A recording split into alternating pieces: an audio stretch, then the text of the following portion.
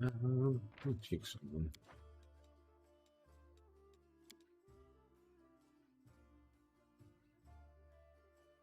I'll put this down slightly. You know, change that to that.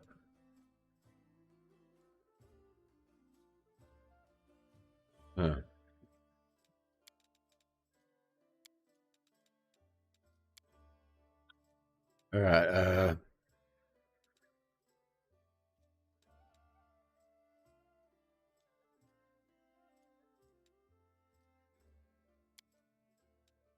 How much does that change things?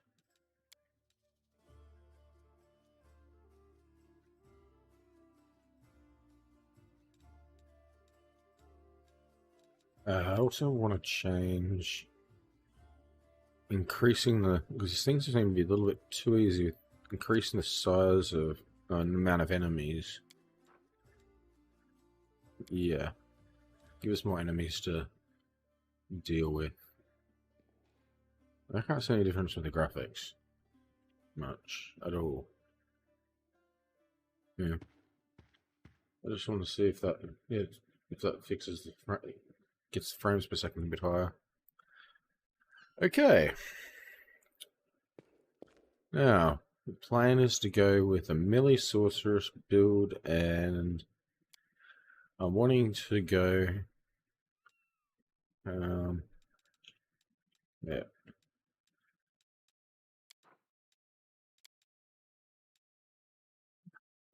Partial Lich path, and then cross over to the legendary path once it lets me later on. So going to level 40 it will be with all these skills. Now what was I doing with this next level? Got it out here, and just so I don't screw things up too much. Well, hopefully. So, just got to this area from previous session. This is what, my third level. It's Sorcerer again.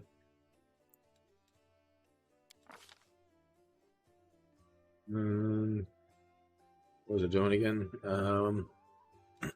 Mobility to 3. Alright, that should be enough for mobility. Arcane. Still has to go up. And I've got no point. Put it in trickery. Yep.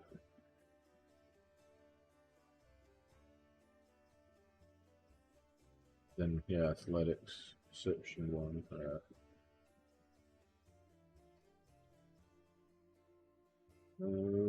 Yeah.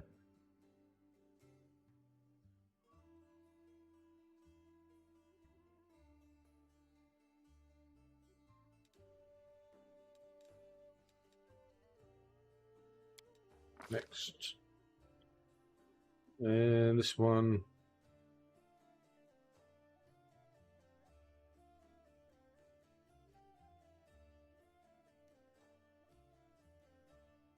Martial weapons preference. I already got a standard spell, didn't I, last level, I think.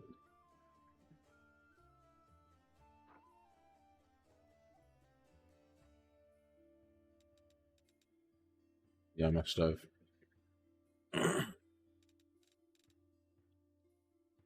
So yeah, martial weapon preference. Where's there it is.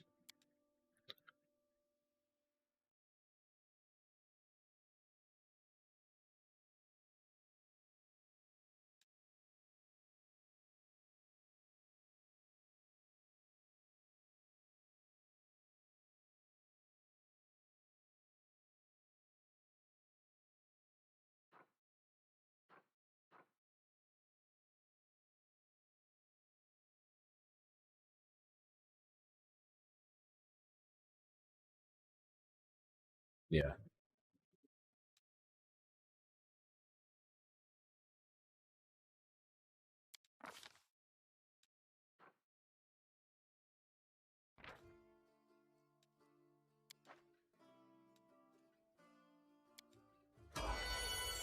Alright.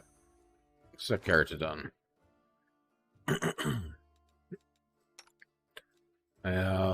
Plan.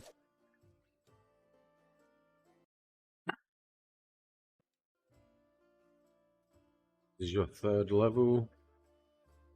Now we're going towards...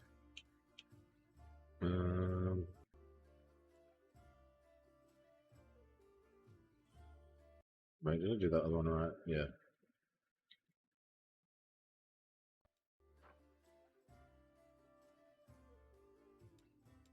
Cleric. Crusader. Seems to be a decent route.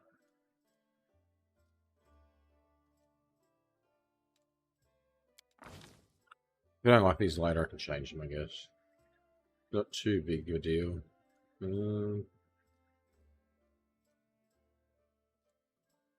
Give you perception and mobility.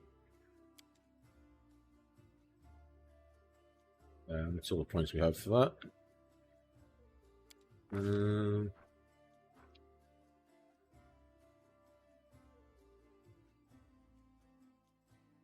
Extended spell.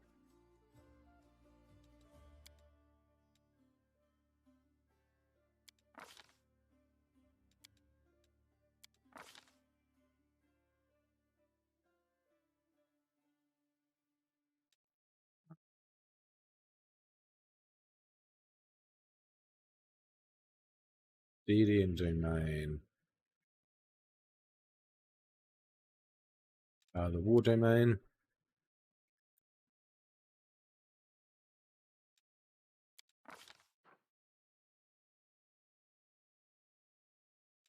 Did I not get to pick? Probably later, that is.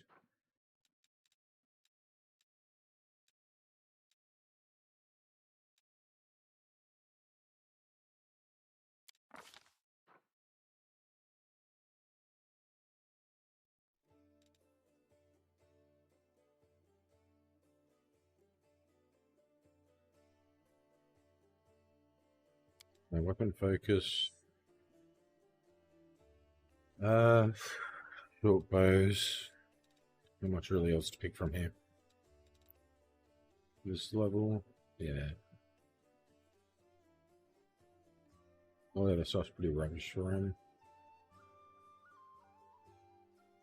I'll probably use this, but if you get someone that's better than what he's using with longbows, here's an option.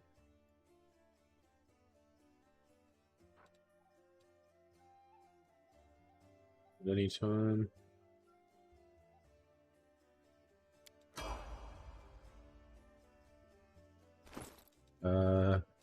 Of course, okay.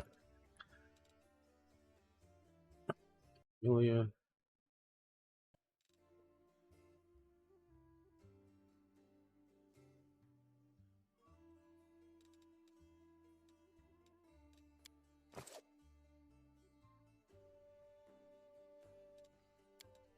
Build Shaman for her for now. And keep going trickery and perception.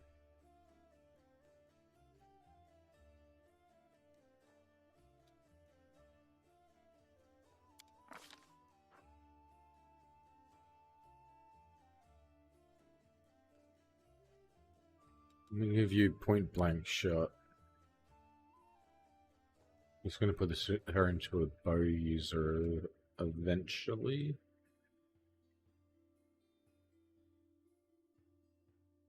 And see how, if I like it. Get her off the front line a little bit.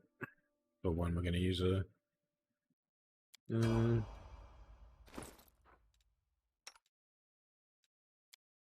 Alright.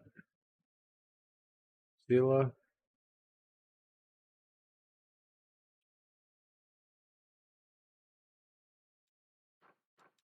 Going back to Paladin this time for her.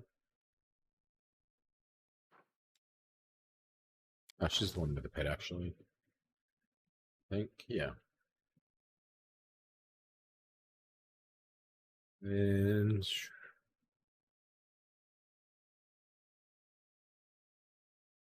Persuasion. Still getting that one up. Tool. And Arcana. Oh, wait. I need one of that too, so that's fine now. Mobility, 1 more point. Deception. Evasion has to get to 5.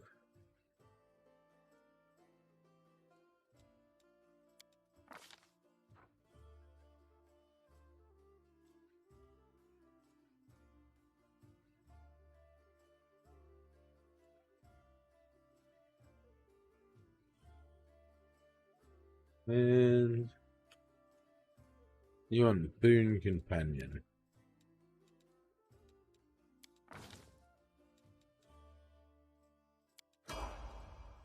Alright, now the pet should be able to, yep.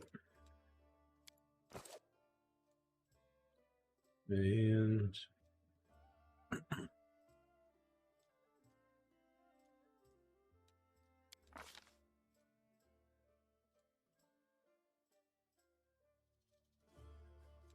Athletics and Perception.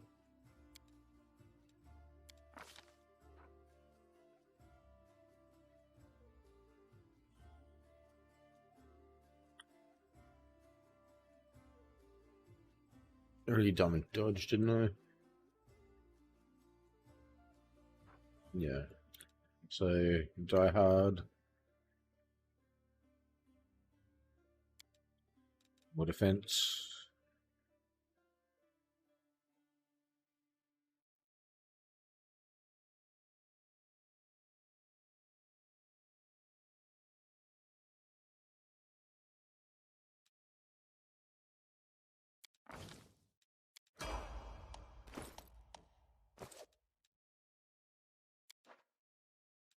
Alright. Here we go again.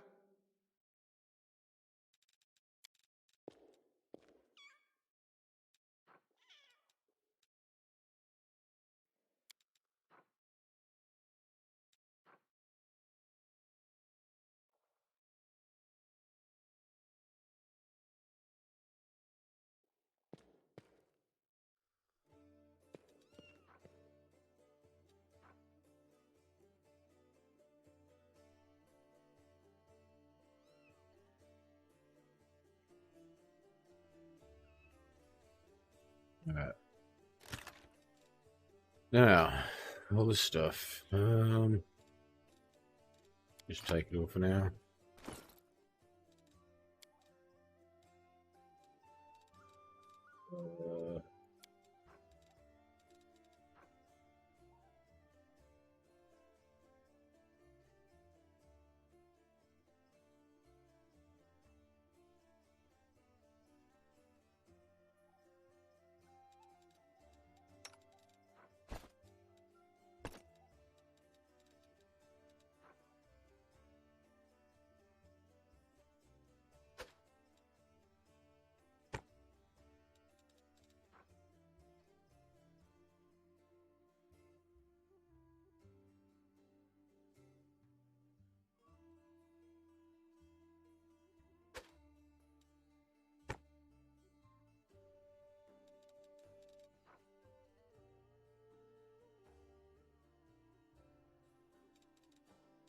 Wait, which one was Persuasion again?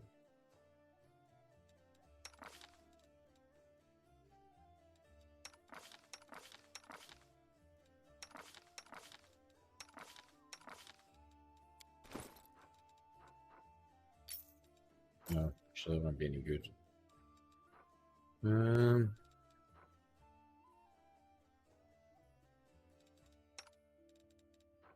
Put it here for now.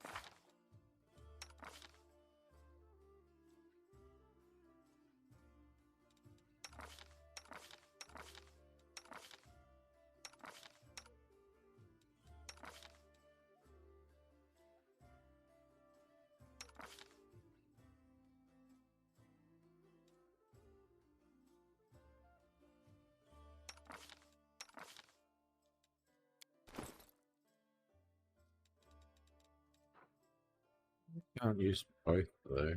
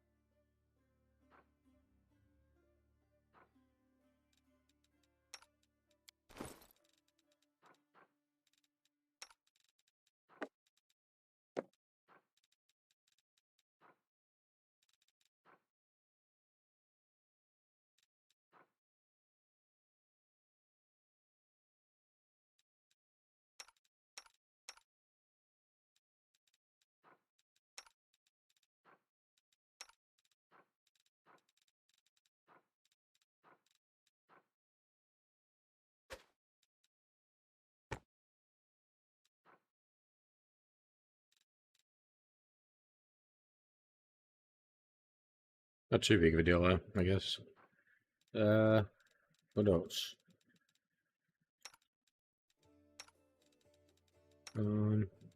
She not used the bow yet? No, she's not the skill yet. She'll get it, I think, the next level. So she can stay with these for now. And I think that's it.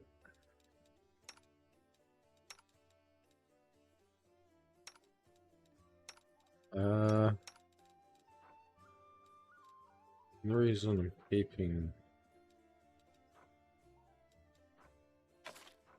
with that, sell the rest of them. Yeah. No. Let's hold on to a short bow for now. Sell the rest of the junk. And we'll store some of the items away that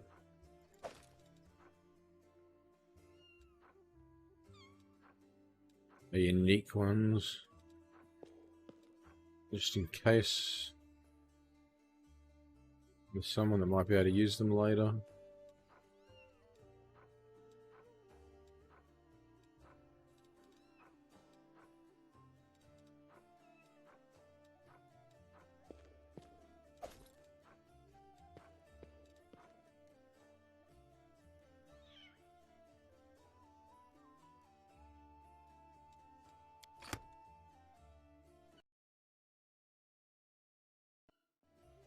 Alright, I think we'll find the stat out. Gotta go talk to everyone now, and it's just the start of this act. And what was it? We were told to go recruit people and find allies, and also find the Storyteller. That'll be the first things we do after. Hey, wait. Mind if I bend your ear about something? That's a little bit loud. Anivia is outside your door, leaning casually against shelf. About here, maybe? 90? See how that goes.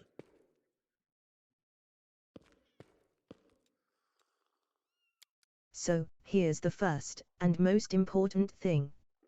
Beth gave you a crucial mission, I get that, and I know you'll get the job done. I saw you in action. But here's the rub, by sending you out on an errand, we're weakening our defenses here. If they come at us while you're gone, I dunno if we'll be able to fight them off.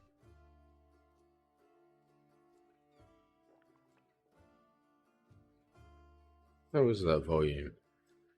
Is that too loud?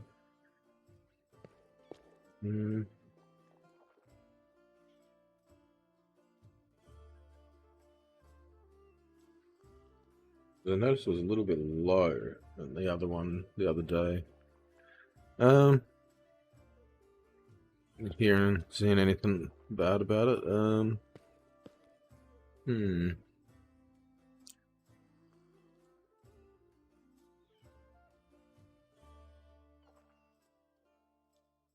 Everything. Do you want me to stay here and guard the tavern then? You what? No. Your task is far too important. You can't just hole up here all cozy like, waiting for the demons to knock on the door. We need to take the fight to them. But if those freaks try to make a move on this place, Beth will send a runner to get you. If that happens, you leg it back here, alright? 'Cause if you don't, you'll be coming back to an ash pile. Got it?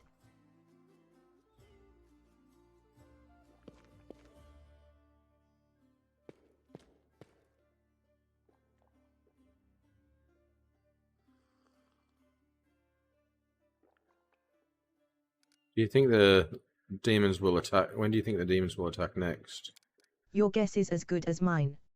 It might not be here, they could attack the whole damn city. Those vermin know they've lost the upper hand and that we're going to push back hard. If things kick off here, you should know, after they attack, some things could be changed beyond recognition. So if you've got any business that needs taking care of, you'd better do it soon. Okay. Everything seems clear so far. What else do you wish to discuss? So, the rift that damned beetle left with its scythe. Yeah, well it cut the city into two, and it's kinda difficult to get across. My scouts tell me there's a halfway decent place to set up a crossing in Market Square, not that any of them tried it to make sure. But if you've got a mind to go across, and I think you're gonna have to eventually, you might wanna give the square a once over.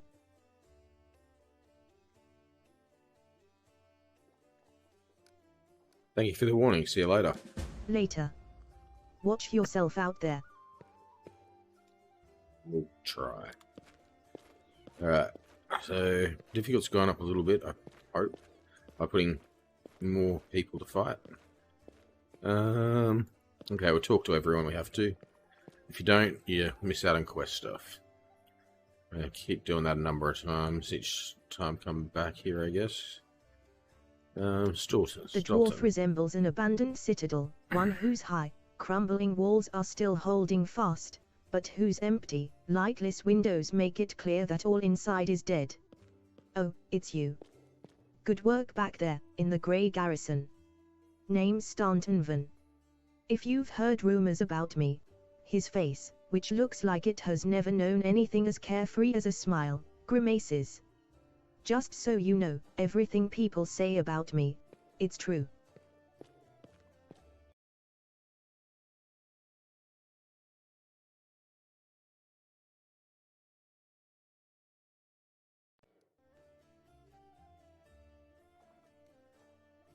Alright, I need to talk to the elf who calls himself the Storyteller. Do you know where I can find him? That's alright, I had to ask this guy about that. Actually, no. First we'll ask him, what do people say about you? They say I'm a traitor, as bad as Ariel Uval's. That I'm a disgrace, even among the ranks of the condemned. That Queen Galfrey should never have spared me. That I belong on the gallows. Why do they hate you so much? You really don't know.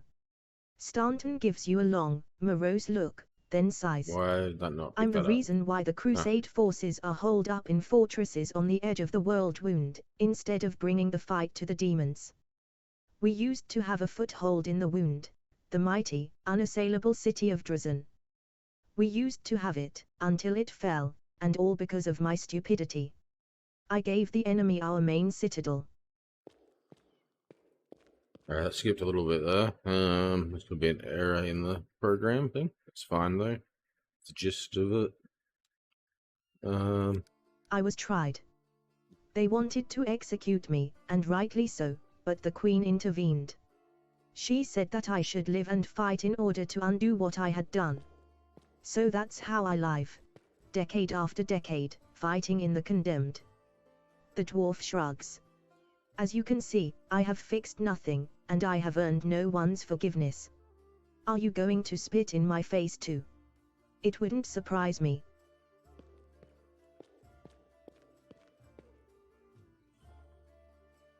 How did you get the word life from live on that?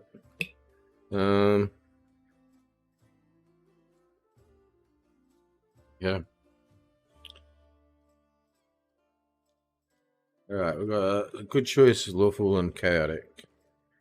What should we go with here? I know I've got to go to evil later, it's gonna be, but I need to bring it back to good then after. How much are these choices gonna affect that? This affects one of my companions, I think, from what I understand. At some point.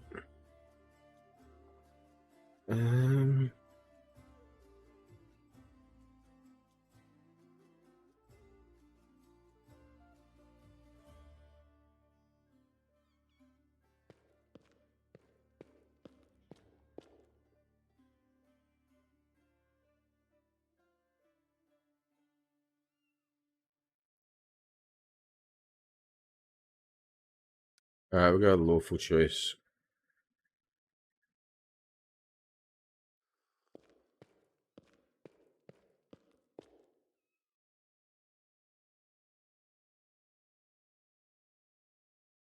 Yep.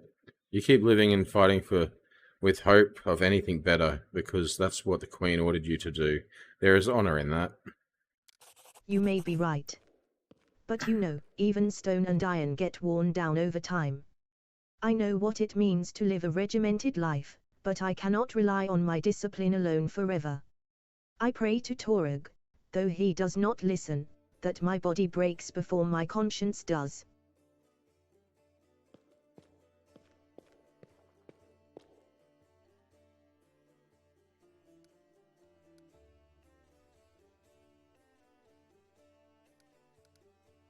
You really don't have any friends? I couldn't have survived this long if I were completely alone. Joran, my little brother, he keeps me going. He's never abandoned me. Everyone else shies away from me like they might catch what I've got. Even fighters in the Condemned console themselves by thinking, I got stripped of my rank, but at least I'm not Stanton. Commander Tirabard seems to be the only person in the whole army who remembers that I'm a soldier and not a drudge. She has no qualms about taking me into battle. She's had some mud flung at her in the past, or so I hear, that's why she tries to keep an open mind about people. It's no surprise that she's the only one to hold on to her sense of reason in this farce.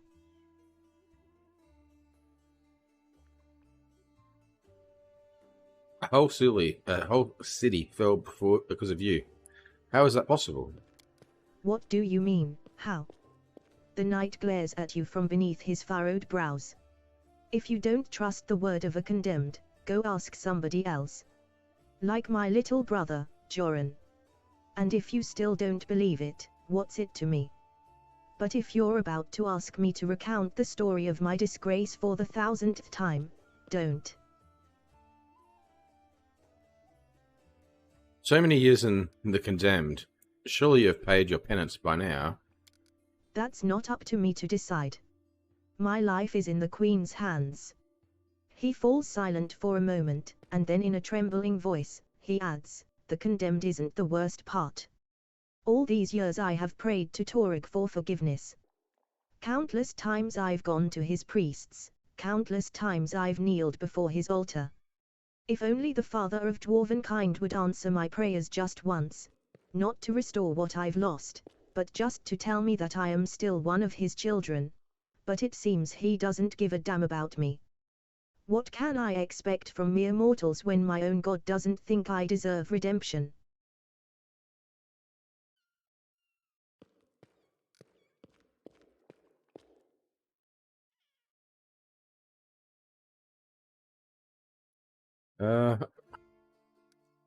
Erotize, is that his other name? Not sure. Motto is endure and renew. Don't let hardships break you. Make them to become stronger. Use them to become stronger. Stanton gives you a long, gloomy look. That's good advice, for someone full of vigor who's never faced any real adversity. When true hardship comes, it doesn't ask your permission to break you. It just breaks you. And there's no coming back from that.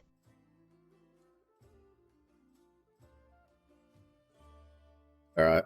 Alright, let's ask him. I need to talk to the elf who calls himself the Storyteller. Do you know where I can find him? The Storyteller. Stanton strokes his beard in thought. A strange old fellow, that one. He used to sit with me for hours, asking about all sorts of things. He never offered judgment or comfort, he just listened.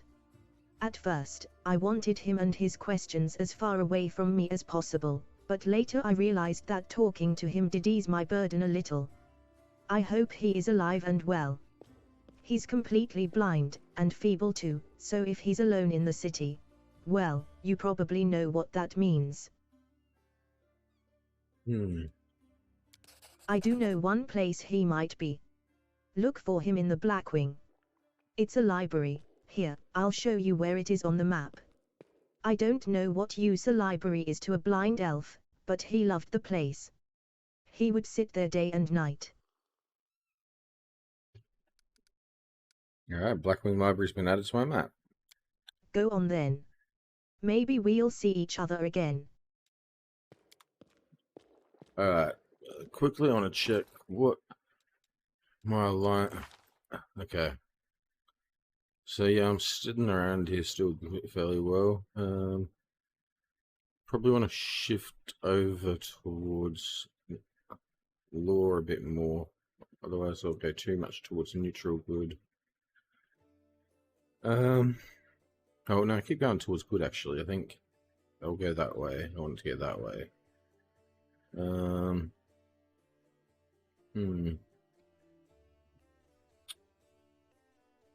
Yeah. No, that'll go up. Yeah, so let's push over this way. So, law choices.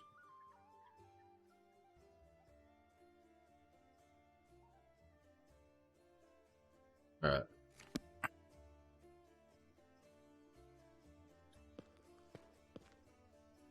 Now we got Camellia. Camellia looks you over pensively, toying with the snake-shaped bone amulet that dangles from her pale neck. Noticing your glance, she flashes you a cold, barely there smile. Greetings. It seems for a moment that she wants to say something else, but the pause grows too long, and she slips back into cautious silence. Tell me about yourself. You want to know more about me than you already do. Why? Camellia arches a dainty brow. I talk to the spirits of this tormented land, and they guide me in battle. I'll help you fight the demons, and I swear that you can rely on me in this matter. Isn't that sufficient? I'll go through order then in these. Where did you learn to wield a rapier so well? I had good teachers. Although they don't get all the credit. I am a most diligent student. Camellia licks her parched lips. Your amulet is quite unusual. Where did you get it? Ah, my little trinket.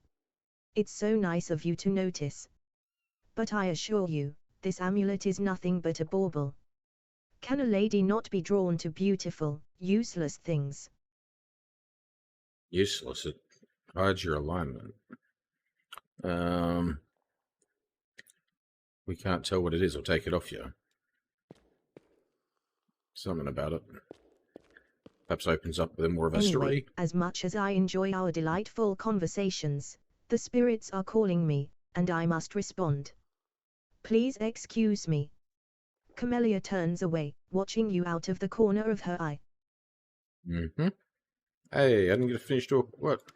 Greetings. What's more to ask you? The neat smile on Camellia's lips disappears so quickly you almost wonder if you imagined it. Okay, so didn't like answering a question about an amulet. Your speech tells me you are of noble birth. Camellia laughs her practiced, musical laugh, as she watches you from under lowered lashes. You're most insightful. A fine quality to have. Camellia's laughter ends, and unspoken words hang in the silence.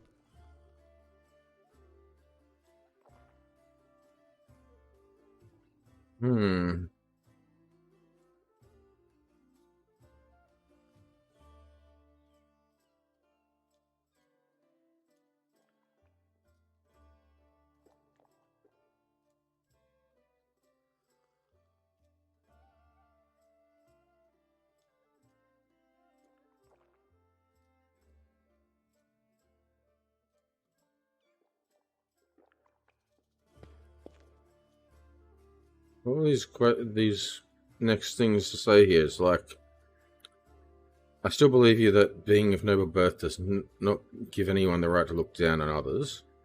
That's kind of interrogating, or yeah, a bit. The next one's, forgive me if any of my questions disturb you. I couldn't resist such a noble and beautiful lady. I will stop bothering you immediately if talking to me upsets you. Bit of flirtation, I guess. With giving a bit of ego there, I guess. There's nothing wrong with being a noble. People are not born equal. It sounds a bit, yeah. Can't really agree there. It's not really nice, I guess. Well, I suppose we all have our good and bad qualities. It's, yeah, brushing it off, I guess, but what she said. I guess we'll go with race number 2. Forgive me if my questions disturb you. I couldn't resist such a noble and beautiful lady. I will stop bothering you immediately if talking to me upsets you. Not at all. Our conversation is an exquisite delight. Camellia affords you a brief, friendly smile in appreciation of your manners. Okay. I'm not going to dismiss her. Alright, I have to go. We'll talk later. I won't keep you. The dawning smile on Camellia's face freezes and quickly dies away. Is there anything else? Greetings. No. Alright, I won't keep you. With her. The dawning smile on Camellia's face freezes and quickly dies away. Yeah. Why'd that keep going? Horace. You have to pay me money. Here, take this. Yes, it's 2,000 coins. Take your payment and remember that Holger Squirm always keeps his word. You helped me get back to the surface, and I duly paid you for escorting me. Now, speaking of our future cooperation. Yeah? Horgus looks at you with unvarnished disapproval, his arms folded across his chest, his foot tapping impatiently. I have a job that would be perfect for someone like you. Naturally, I'll pay generously for your services.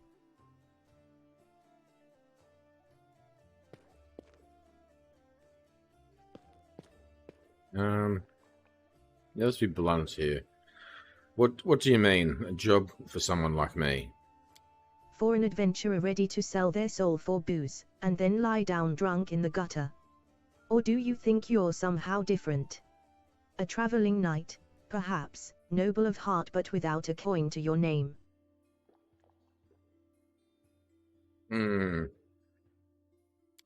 Horgus sizes you up critically, then sighs and shrugs.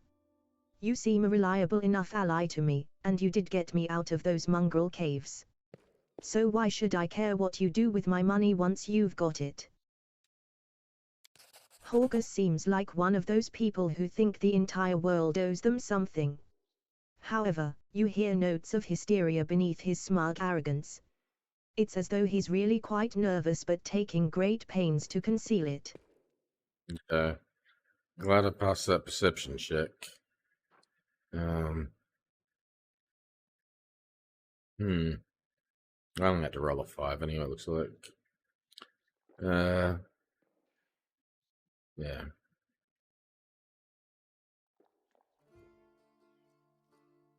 Rolled a 13. I'm gonna have to save after this in case there's any more of these checks. Otherwise, well, yeah.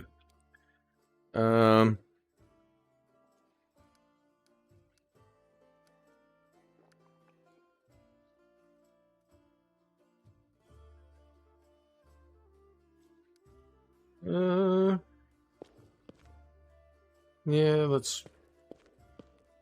Though doesn't give you the right to behave badly, I would ask you refrain from such statements in the future. Horgus puts his hands on his hips. Oh really? How impudent. No one dares tell Horgus Quirm how to address the rabble. Alright then.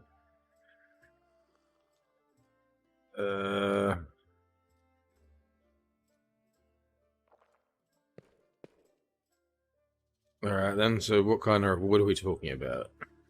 1,000 gold coins, Horgus replies without hesitation. Oh, another one of these.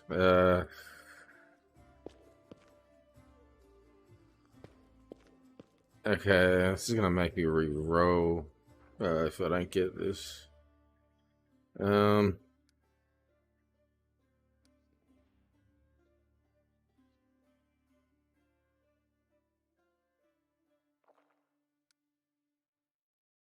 What does this job involve? You shall be my bodyguard. You see, I have good reason to return to my mansion here in Kenabras. I still have. Well, it doesn't matter, it's none of your business. My mansion is a breathtaking building with a large garden in the wealthy part of the city. Even before the demons attacked, every thief and fraudster in the city had tried to get inside, one way or another. I shudder to imagine the state it's in now. I have little hope that my guards were able to hold the mansion during the attack, and I expect that the servants fled when they saw the demons. Only Abaddon knows what's happened there since. Therefore, I would ask that you meet me at my mansion and guard me there until I complete my business. I already asked the local paladins for help, but they've no desire to set foot outside this tavern. Damn cowards and traitors, that's what they are. More important things to deal with. Also, please, do take Camellia with you. I trust that girl more than the rest of your gang. She is of noble birth, after all. I know the reason there, but anyway. Alright, let's try this roll. Nah. Yeah, right. Alright, I'll have to... Horgus opens his mouth but then closes it silently and nods reluctantly. Well, the decision is yours. I'll go to the mansion anyway and try to find someone to help me.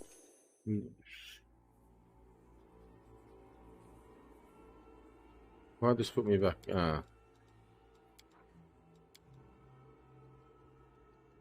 This is where I last quick saved. I don't have to talk to those other people again. Bloody hell, I can speed through it. I don't have to.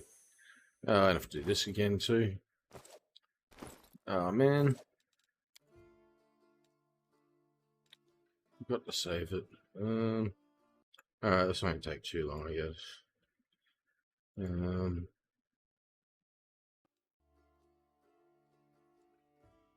So, Sorcerer level again.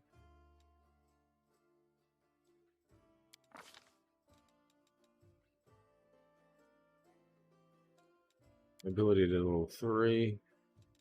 Kane has to go up to level 5. Trickery then.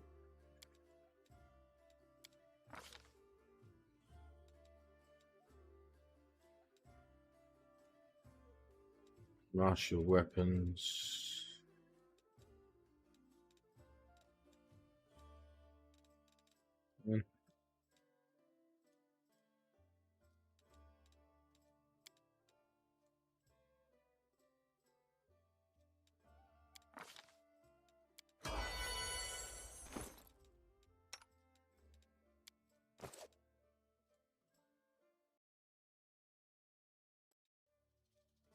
We don't have a quick save.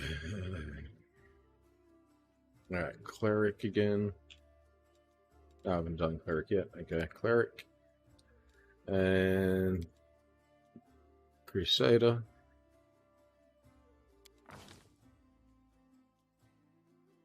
Deception. And Mobility.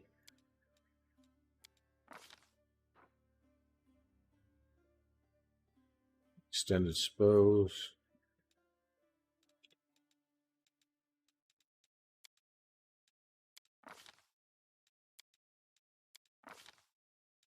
Wardomain.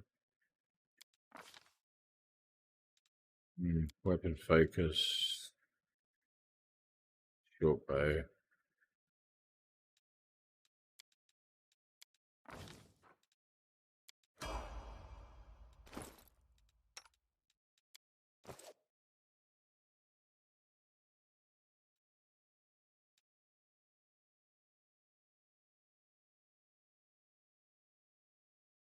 Yeah, Shaman still.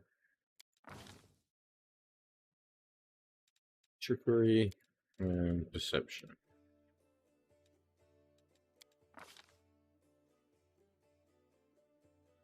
And point blank shot.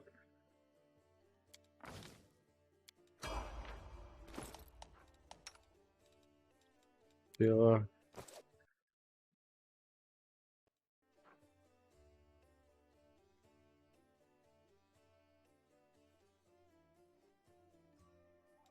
And we're back on Paladin.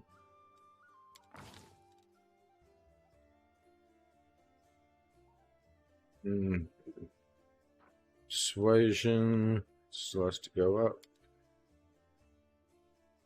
So we get a 5. Arcane, there was 2, that's still fine. Mobility, the 3, that's, yep. And Perception.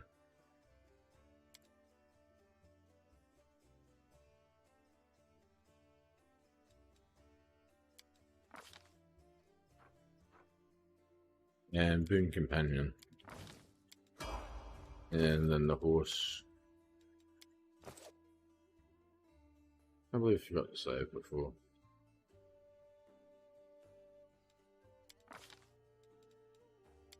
Athletics, Perception. And Die Hard. Okay, save. Don't show this stuff again.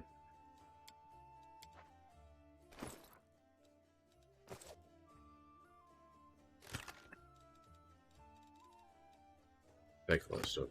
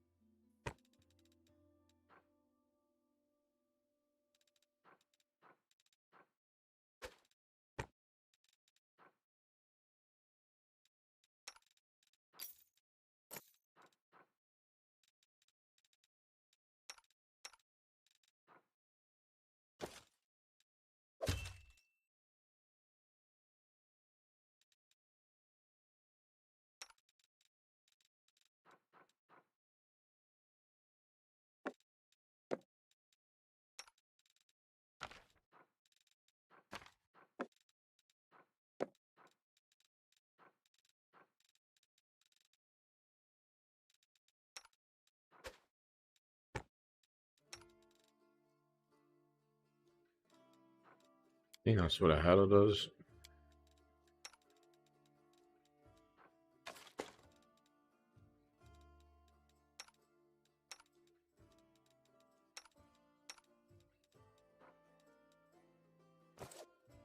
Beautiful.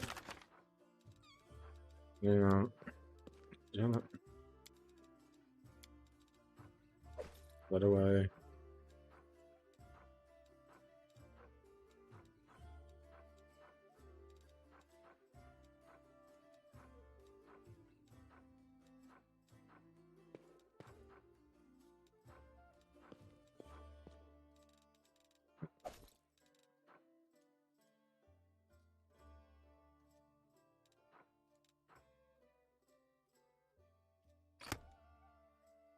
Alright.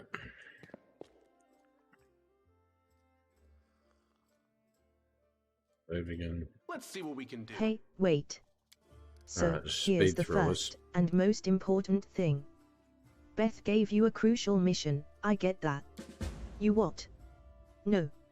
Your task. Your guess is as good as mine. So, later. Alright. Watch yourself out there.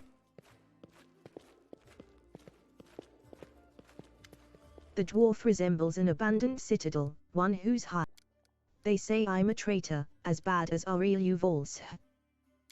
You really d- I was tried. They wanted to. You may be right. But you know, even. What do you. I could. Commander Tirabard seemed. That's not up to me to decide. Stanton gives you a long, gloomy look. I do know. Go on then. Maybe we'll see each other again. Save again. Camellia looks you over. You want to know more about me than you already do. I had good teachers. Although they don't get all the credit. I am a most diligent student. Camellia laughs her practiced, musical. Not at all. Our conversation is an exquisite. My. Anyway, as much as I enjoy our delightful greetings. I won't keep you. The dawning smile on Camellia's face freezes and quickly dies away. Alright, now back Here, to you again. take this. Horgus looks at you with unvarnished disapproval, his arms folded across his chest. Horgus seems like one of those. Horgus puts his hands on his hips. Oh really? 1,000 gold coins, Horgus replied. You shall. Also, please, do take Camellia. Several tense moments pass in silence, then Horgus's face relaxes. Deal. Did I miss skill check? Wait, I think I missed one.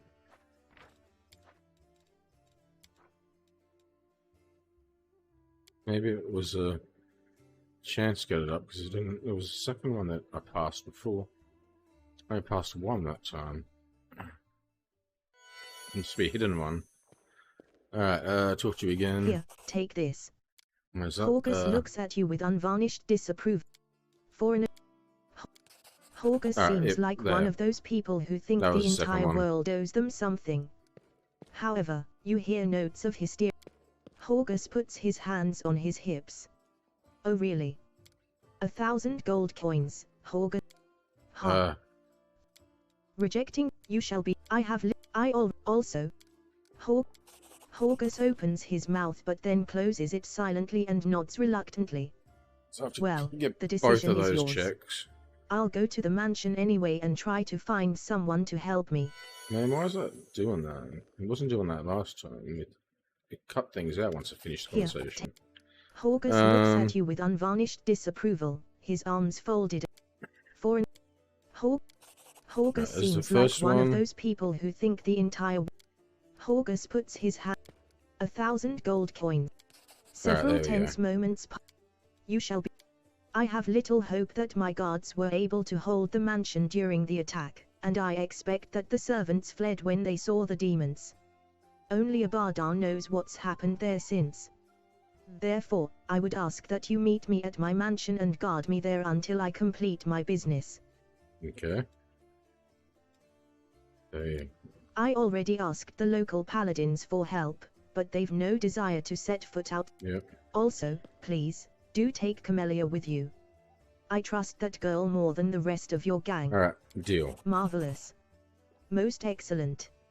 Horgus's face relaxes, smoothing a few of the tense lines. I'll proceed to my mansion at once and wait for you there. Meanwhile, you needn't worry, I know the city like the back of my hand. But do hurry, unless you want me to lower your reward.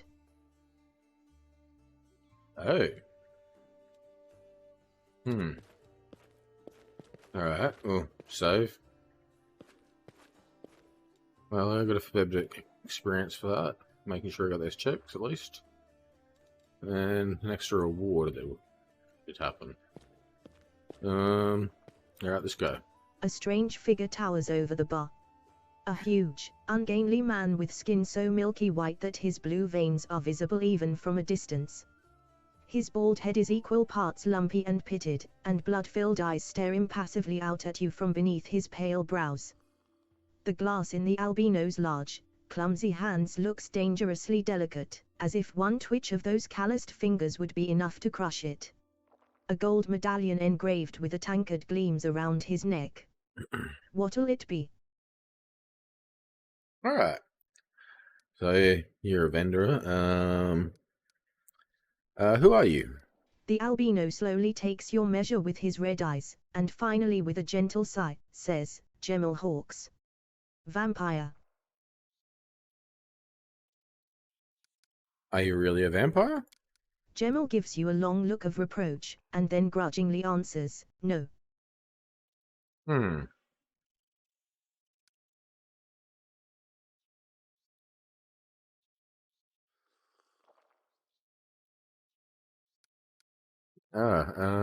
Okay.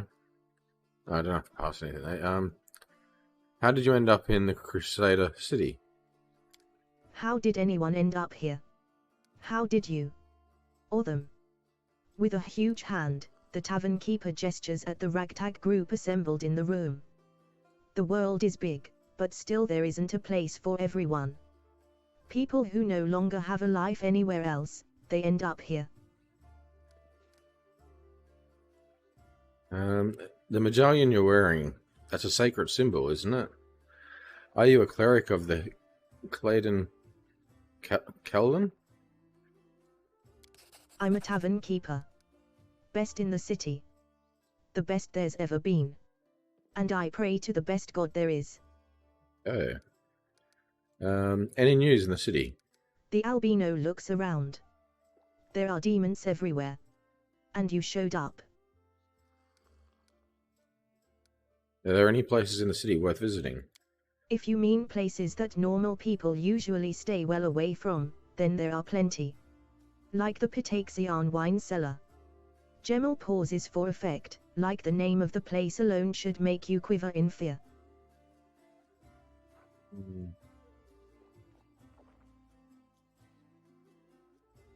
Remember the Pataxians from the first game? Was the rich area of the kingdoms. With the vicious ruler.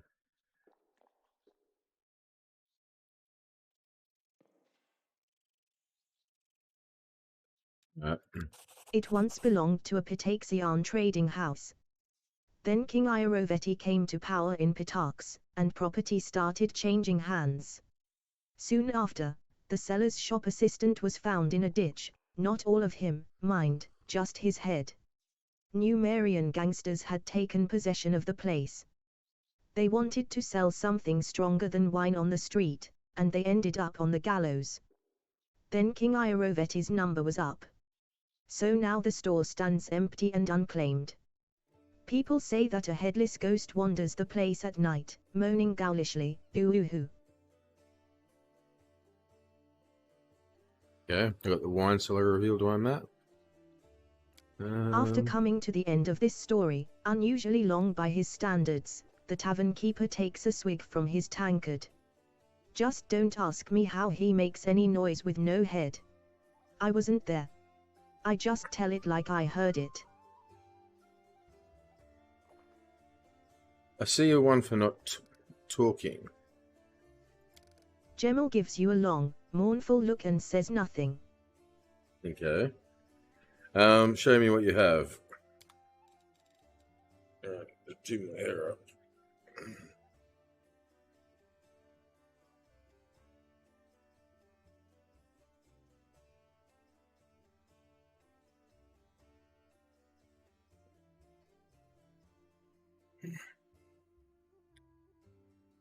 Let's get rid of all the junk we have. I don't need them. Actually, I think I may need one of them. One of my potential builds, I think I used. I'm not sure. I don't think the current one does. I was looking at. Oh well, it's only if I need one, I can buy one back. Get rid of them. Longbow, yeah.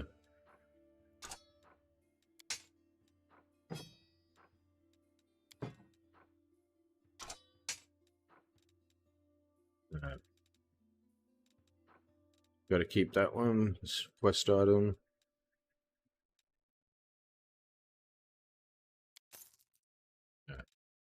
Let's see what you have to sell.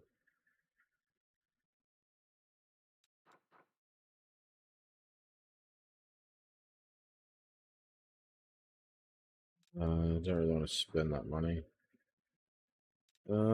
Small bag of holding. I want that. Here's my carry weight. Recipe. Need to get all them, so you know how to make everything.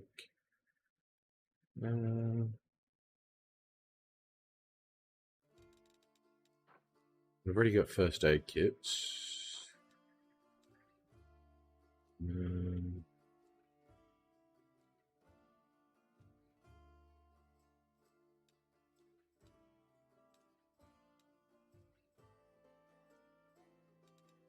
Yeah, that's it for now. I need to save the money. Deal. Where's the recipe? I'll click on that to learn it. Copy recipe. There's the only one? Yep.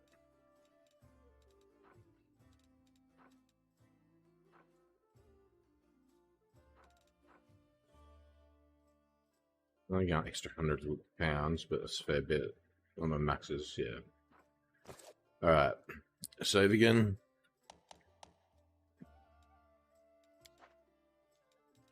Alright, who else is out this way?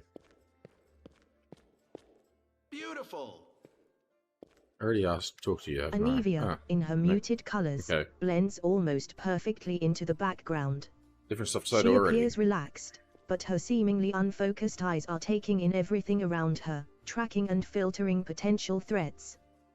The only tell is the way she drums her fingers on her hip near her weapon sheath. She shows no sign of her injuries and confidently leans on her previously broken leg. She pretends to have just noticed you, even though she watched you approach from afar. Oh. Hey. See how they patched me up? Now I can run, jump, or dance a jig if I feel like it.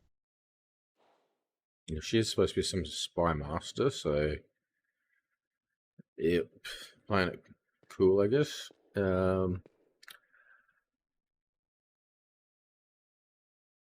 there any suspicious places in the city that I should pay attention to? There were a couple spots I wanted to check out, but I didn't have time. If there really is a den of cultists there, it would be good if you could swoop in there and bust some heads. You don't even need a search warrant.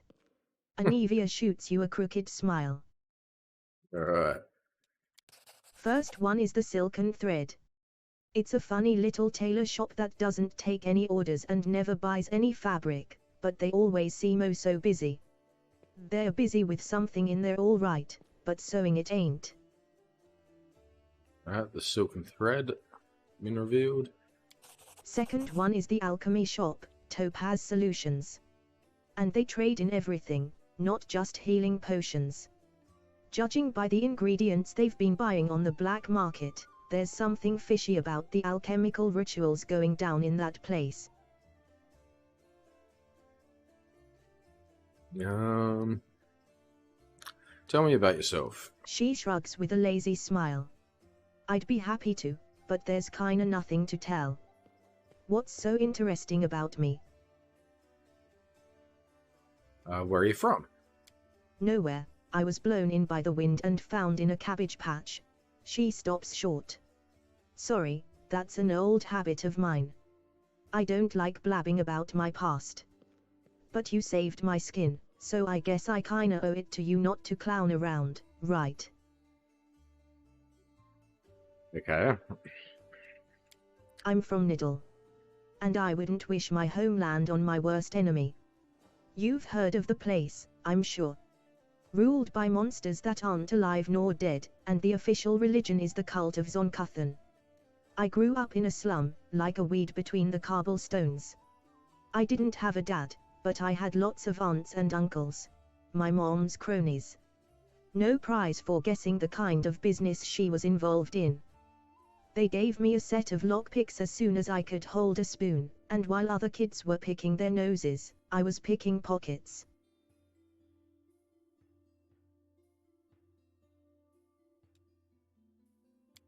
When I was 12, the monks of the Silent Shroud came for us. Creepy guys with their mouths sewn shut, they're the guards in Nizrock. Mom gave me to her friends, and we hid in a secret temple of Desna. I never saw my mom again. I lay low in the temple for the next few years, kept my head down. I washed floors, fetched water, listened to sermons. Funny thing, after a while I started liking Desna's teachings. But as soon as I was old enough, I was out of there. I left Niddle and got as far away as I could. Desna's teachings and Nadell. Nadell. Quite a ragtag group you've got here, from nobles to street thieves. You got that right, ha ha, only the best for you. What do you do if the knights and nobles fail to save the world? The lowlifes are our only hope. How did you meet Irabeth? I was bumming around Timon a while back, doing this and that. Decent temples sometimes gave me odd jobs. You know, sometimes they needed people with skills like mine. On the surface, it was fine, I guess. After Niddle, the freedom of River Kingdoms should have seemed like heaven, my chance to sit back and enjoy life. But I wasn't happy. There just wasn't any joy in my new life. I was all alone. No one cared about me, and I didn't care about anybody either. I struggled to find a reason to drag myself out of bed every morning. Tying a stone around my neck and jumping into the nearest river started to look pretty appealing. One day, I was hired to follow some fellas who the local authorities suspected were Razmiran's spies. I was stupid, I made a rookie mistake, and they caught me. It's like my body had already decided to do what my mind had been fighting, to finally put me out of my misery. Get someone else to kill me, since I didn't have the guts to do it myself. They grabbed me. I thought they'd gut me on the spot, but instead they hogtied me and dragged me off. And just like an animal going to the slaughter, my only thought was, let's get this over with. They brought me to their stinking cave, threw me on their altar, and I realized who it was. Covites. From Niddle. They tracked me down, after all those years. But I didn't care anymore. Wouldn't even have cared if they'd eaten me or whatever. We all gotta go sometime, right? So I was lying there, staring at those knives pointed at me, when fate rolled the dice and I hit the jackpot. Tirabeth. There she was, storming into the cave.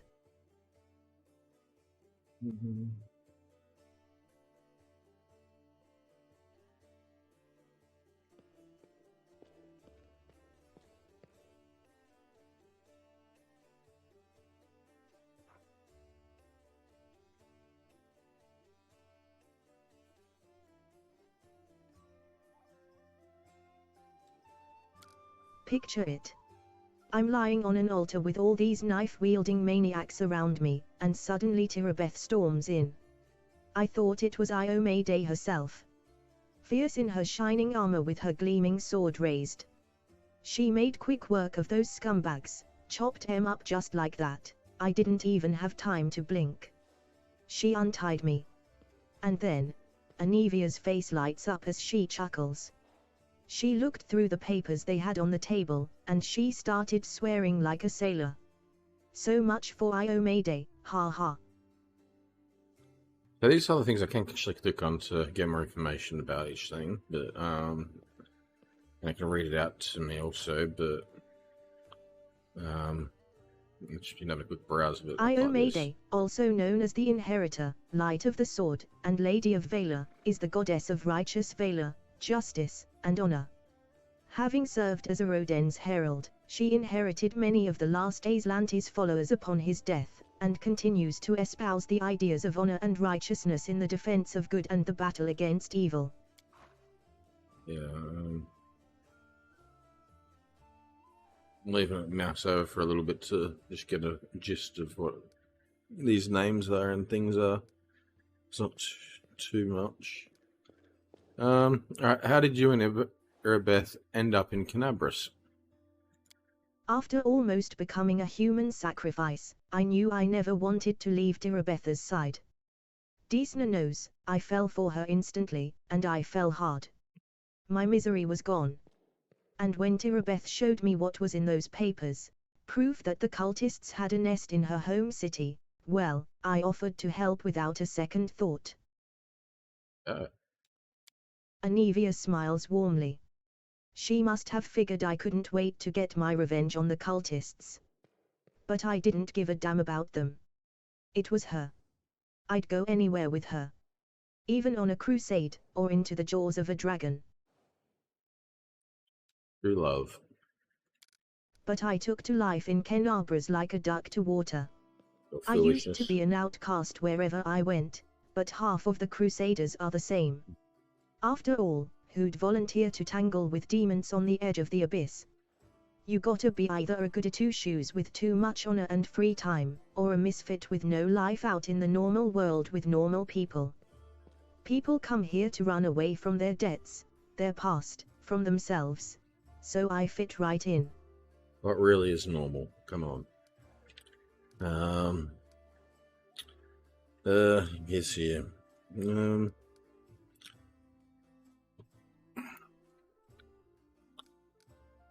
What is it like having to live with Erebeth? It's like living. Without her, I wouldn't be. Seriously, if I were alone, I'd definitely be gone by now.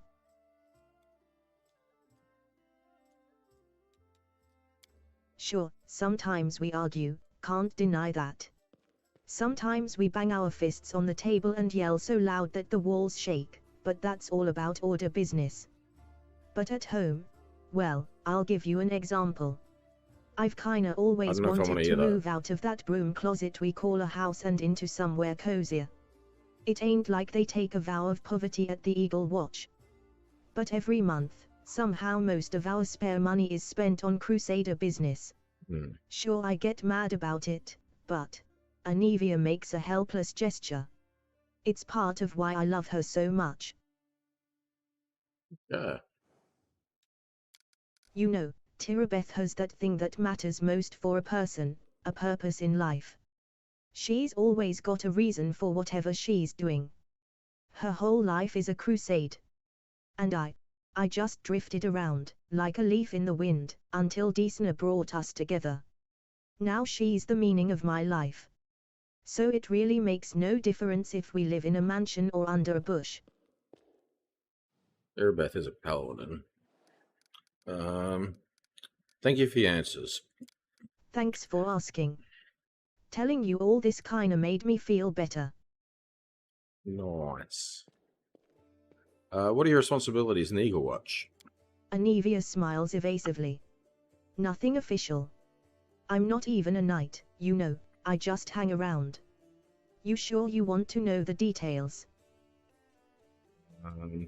Sure. Catching traitors and spies and cultists is no walk in the park, it's a delicate job.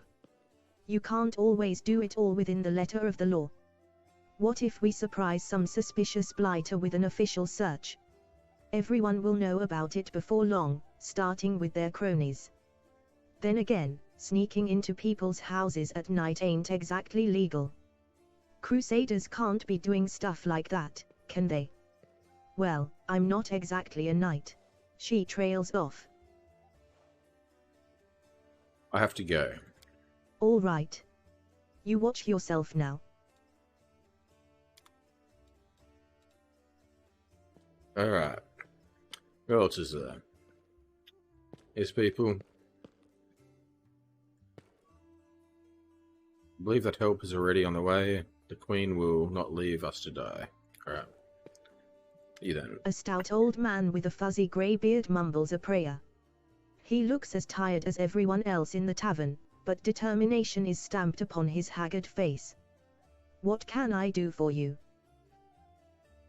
He's a scroll seller. Who are you?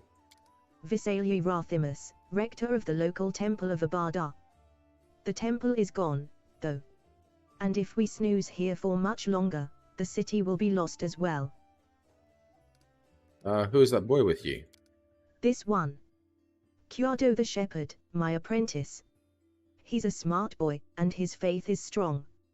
He serves Era still, though, but there's still something he can learn from an old servant of Abada. He'll be a great cleric when he gets a little older. Was Cleric my first one from that? Faith. What kind of help can I expect from you? First, I sell scrolls. I have a lot of them, something for every emergency.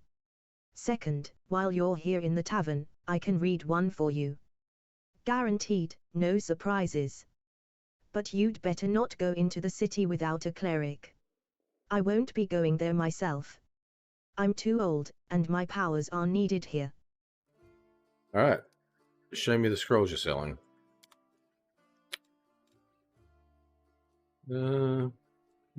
Useful.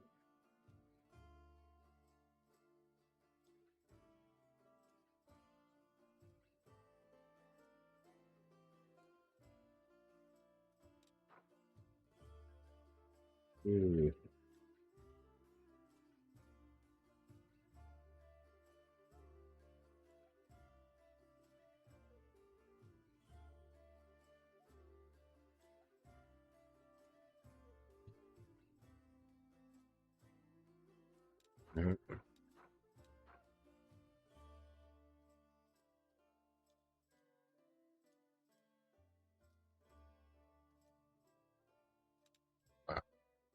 Expensive.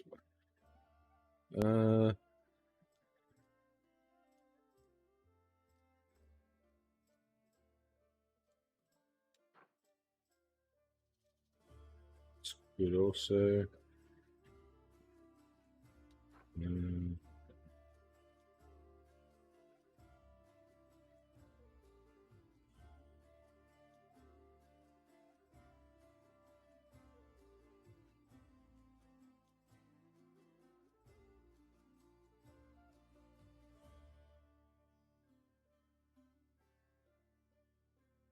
I have to have Deathward spell on them though.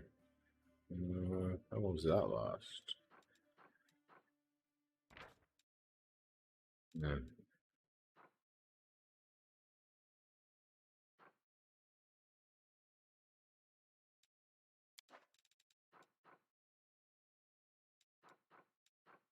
Alright, I want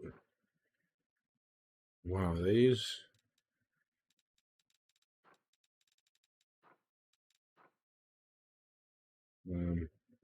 One of these.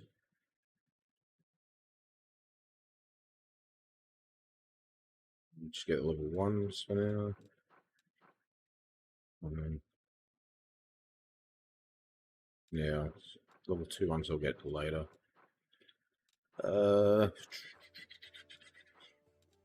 Just so I can craft things if I rest at all. If I have someone that can actually do that. Yep, once or when I get out there finding some more people. Restoration Lesser. I can't do that until I have a cast level 3. That's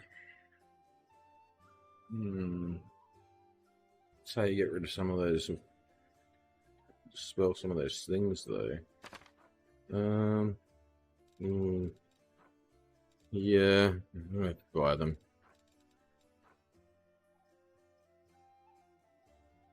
Probably need them.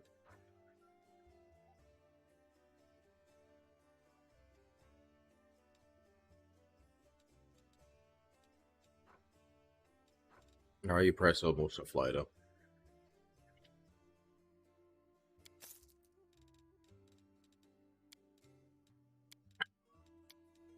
Go.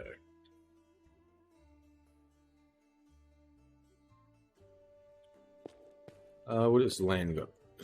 Lan greets you with a nod. Here for a chat. I've been waiting for you to come and see what strange beast you've taken into your party. Okay.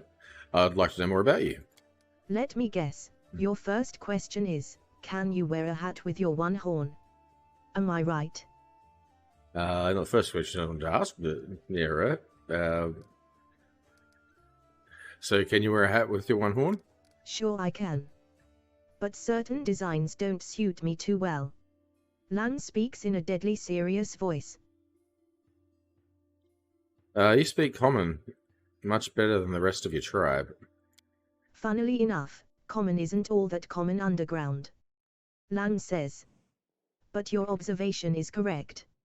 I used to live on the surface with my parents for a while, and had a chance to learn a couple things. The language, and the fact that every peasant who sees my scaly mug screams, demon, and runs away.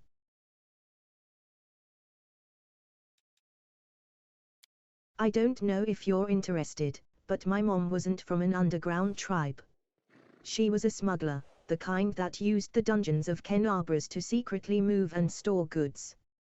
One time, two gangs couldn't agree on how to share a prime cut, got into a fight, and the winners threw the losers down a hole, dead and living alike. My dad went to check if the corpses had anything useful on them and he found a girl from the surface, barely clinging to life. An incredible feeling sparked between them. Or maybe the girl just liked men with scales and a cat nose, that might be it. One way or another, he got her back on her feet, and he later even left his home caves. She left her smuggling behind and they began an honest life together. That's the delightful story of how old Lan came into this world.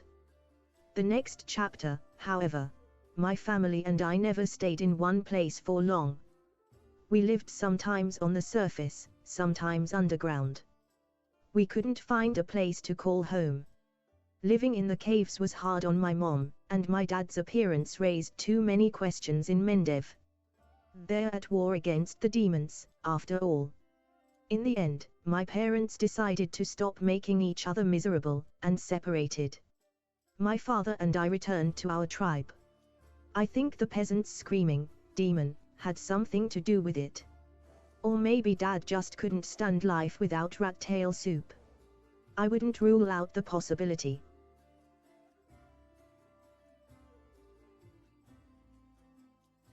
Did you come with me so you could see the surface again? No, that wasn't it. I just don't have much patience for certain types of creatures. Demons, I mean. If they want to destroy Kenabras, I'll be on the side of the people they are attacking. Lan looks away.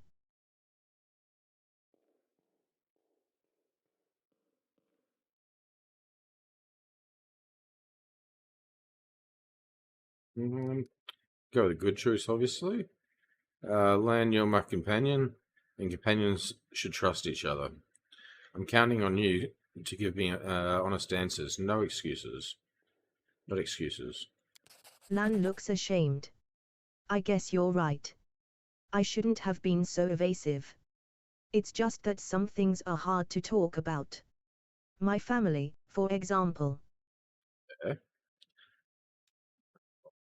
That way for a lot of people. It's different circumstances.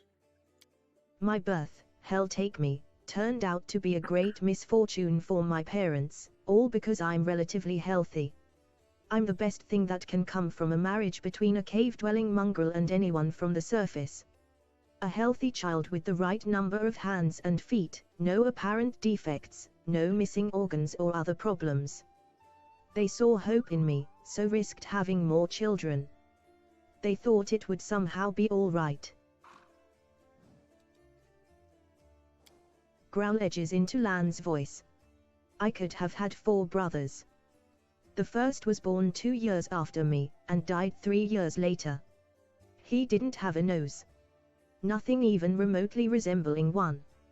He could only breathe through his mouth. Mom and Dad were afraid to take their eyes off him, for fear he'd choke and suffocate on something.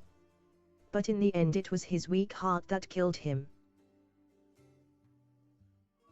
The birth defects. Problems with pregnancy, yep. Then there was another pregnancy. Yep. And birth. I pretended I was sleeping, but snuck out of my bedroom and listened under the door. All those hours. It was very strange, but I never heard the newborn screaming. Mom moaning, yes. The priests breathing praying. either. Then I dared to open the door a little and looked inside. The priests stood there, very pale. One of them was holding something, a small object that fit in his palm. He asked, "Do you know what this is?" And the other said, "I think it's a head." Lan stops. You'd have to keep going if it hurts you. Hell no. I started to tell you, and I'll make it to the end. You want to know why I followed you to the surface? Well, here's the reason. Lan pauses, exhales, and continues in a steadier voice. It turned out that this time Mom was expecting triplets. The first of the babies was born in pieces, and the two others didn't live long enough to draw their first breath. About 3 weeks later, my father took me to the caves. He didn't want to leave, I could see it in his face, but I think my mom and he decided it together. The curse my people have carried since the first crusade stood between them. Not to mention the 4 dead babies. And old age was rapidly taking its toll on my father. After we returned to the cave, he only lived another 4 years. Maybe I should be using Great British as well.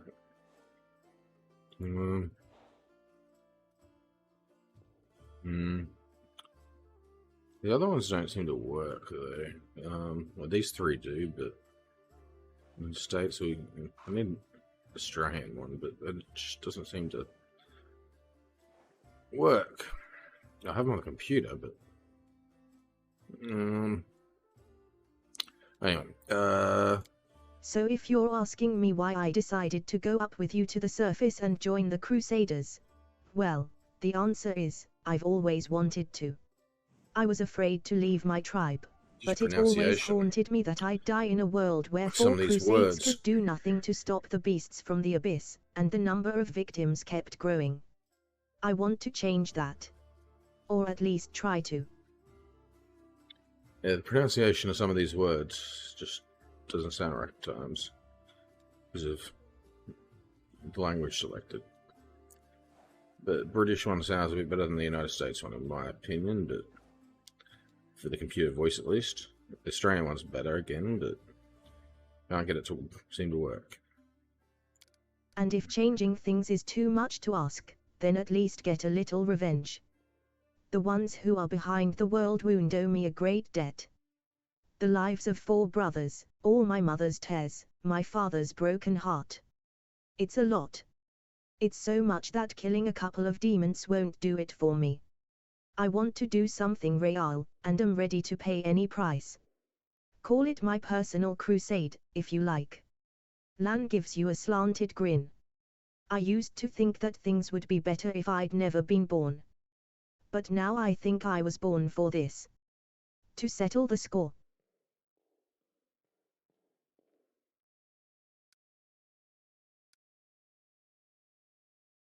Why didn't you go up and join the Crusades before? I couldn't just abandon my tribe. I'm their best hunter. They'll have it much harder without me. But now that the demons have nearly destroyed Kenabras, and the caves almost collapsed on our heads, sitting and waiting it out just wasn't an option anymore. Anyway, I'm more useful up here than I am down there. Plus, the chief let me go, which means my debt to the tribe has been paid. Yeah, debt to the tribe. Oh, okay, right, yeah. Would you like to find your mother? No. The word flies from Lan's mouth faster than an arrow. Then, after a pause, he continues. I don't want to meet her, not because I feel any resentment. It's just that she's a half-elf. She's barely got her first grey hair, and I'll be a ramshackle old man. She's buried enough children. There's no need to make her witness the death of another one. I hope you understand.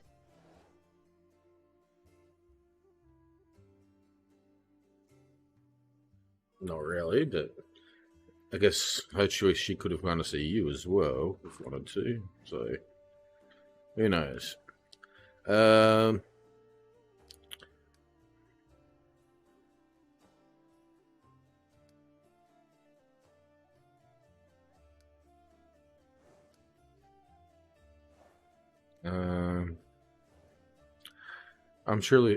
I'm very sorry, truly.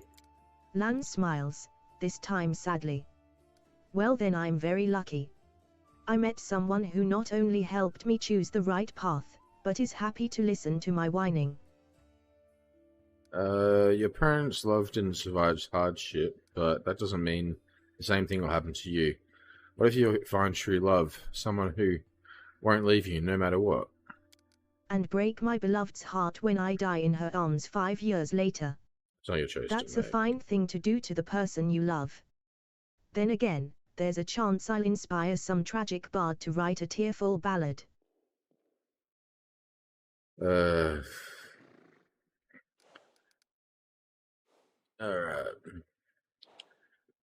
Still can't help how you think, I guess. Thanks for sharing, Elaine. Thanks for listening. Tell me a story again. Let's just click that to get rid of it. I wish there was something worth hearing. Well, alright. My mom was a smuggler from the surf. Yep. My parents. Yep. That. Yep. I spent most of my adult life in the tribe. Mongrels have but short I've always lifespans, wanted to leave but and join the Crusaders. The you don't life look of a like mongrel you're is short, getting and I'd old or like to dying. spend mine doing something meaningful. How old are you? Lan chuckles. I'm as old as I look, no surprises there. But, remember Sul. He's 10 years older than me. I remember him back when he was a fearless warrior, and day by day I watched him turn into an old man. Him and my father. It happens very quickly. First you miss a shot because you don't see the target as clearly as you used to. You think it's because your eyes are tired. You tell yourself it'll get better tomorrow. Then you notice you're having trouble breathing, that climbing is harder than before. Lan clenches and unclenches his human fist. Your fingers stop bending. You have to tie your sword to your hand. You can't even put on your greaves without help.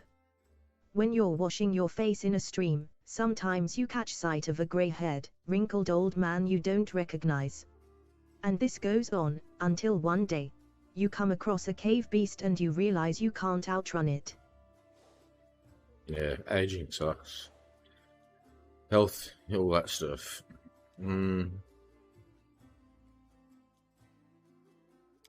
Lan takes a breath. My dad kept diaries, marking all the signs. And I saw it too. The last year, I had to help him get out of bed, help him dress, remind him to eat. Sometimes he forgot my name. I told him that we should have stayed on the surface, and he joked that dodging a goddess was behavior unworthy of a crusader. He meant Pharasma.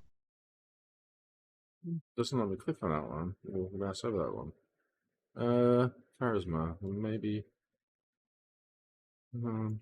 Every morning, I wake up and check how I feel. But there are no signs yet.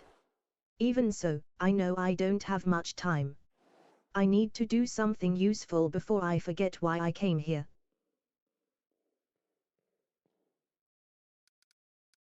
I want to talk about Wengul. Are you sure? Lan sighs. All right.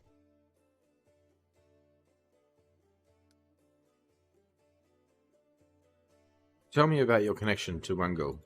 My connection to Wendiwug. I mean, where do I start?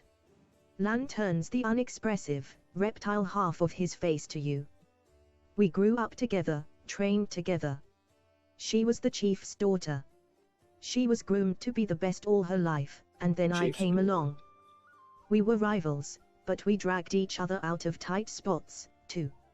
I've always been drawn to grand, heroic gestures, sometimes idiotic ones, whereas Wendu liked to roam unexplored passages, finding new caves and making maps. She wanted to be a great huntress, the one who'd make it through the shield maze. But instead she... I wonder what the story is with her if I picked her to come with me instead.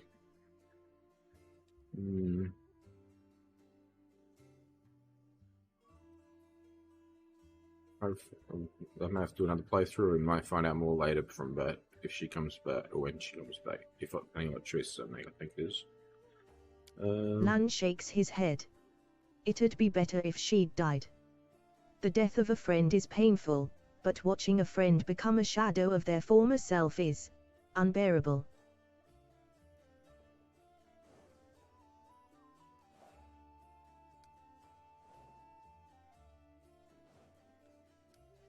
She doesn't think she's a shadow of her former self. Of course. She thinks she did everything right. Because the second she starts to doubt herself, she'll have to face the truth. To admit that she's just a cannibal that demons use as they wish. Lan's frown looks almost like a wince. She wants to get stronger and stronger. But for what? I'll never understand what drives her. Maybe we'll find out. Were you just friends or were you more than that? Wow, you really don't pull your punches, do you? No, it's an Lan option, exhales loudly. There was a time when I asked myself the same question. Wendu knew me better than anyone. She understood me better than anyone. She was my first woman. But we never loved each other. Maybe I could have grown to love her, but That's it always usually the way it seemed like is. she never understood what love was. Maybe she just wasn't capable of those kinds of feelings. Especially first one. Yeah, I'm not gonna get into that. Things I found out. Everything I wanted to know. If you ever want to reopen any more of my old wounds, you know where to find me. I found out everything I wanted to know. Thank you. Sure thing. Tell me about your people. Of course. What would you like to know? What's it like living in your caves? Oh. Lan gives you a broad smile. His smile is strange, as if it falters where his human features meet his animal ones. Imagine that in the entire world there's only a few hundred like you. There's not an inch of fertile ground anywhere. Nowhere to grow grain for bread, or cotton and linen for cloth. Your neighbors are beasts who want to eat you, or parasites who want to infect you with their larvae, and then eat you. This is basically de-evolving or something or other. This curse is or something. Or evolving to something different.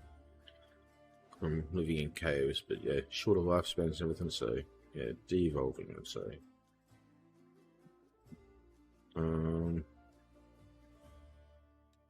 De-evolution. And it's not that bad, because you can try to eat most of the things that are trying to eat you. Sometimes at the risk of getting poisoned, sometimes with almost no risk at all. In the worst years, there's not a single living thing anywhere to be found, predator or prey. That's when you eat mushroom soup. I'd say 3 times a day, but there was barely enough for once every 3 days. Lan shrugs. But life underground has its upsides, pun intended. There's no risk of losing the roof over your head. There's no bad weather, not counting the earthquakes, of course. Poor nutrition, living circumstances. Are you really the descendants of the first Crusaders? More like demon spawn, aren't we? Sad but true. Without the demons, there would be no mongrels. It's the magic of the world wound that affected our ancestors, and made their children the way we are. Like most in our tribe, Chief Sol fancies himself a descendant of the underground crusaders, the ones our heroic ancestors left to guard the caves. I don't know if it's true or not. That angel came to our caves for a reason. Maybe he remembered us.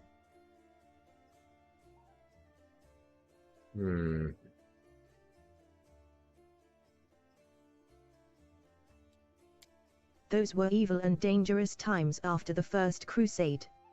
Hundreds of crusaders began having children, and the babies were born with fangs, and horns, and warts that covered half their face. People didn't like the new look. The Inquisitors sure didn't. So our ancestors fled persecution and made a home for themselves down there, under the ground. They probably intended to find a cure for their children, and hoped to return in time, but it never happened. Instead, the World Wound's terrible legacy was passed down from generation to generation. Yeah, people were cursed from who knows who.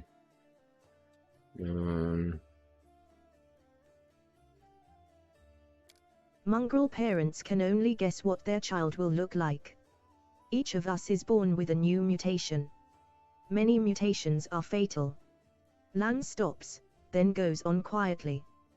Down in the caves, we usually don't congratulate the family for the birth of a child, until they turn at least 3. Wow. Most don't even get a name before that. There's no point. Harsh, very harsh. It doesn't form, so not to form connections, I guess. It hasn't been that long since the First Crusade. Why do you know so little about your ancestors? Our lives are much shorter than most uplanders. Up here, only a few generations passed, and many still live who remember old Sargeras as it stood untouched by the demons. Queen Galfrey, for example. But where we live, mongrels start getting old much earlier than humans, much faster, and with more devastating consequences. Few live past 40. And fewer still live long enough to die of old age. Hunger, disease, and monsters from the deep are more effective killers than time.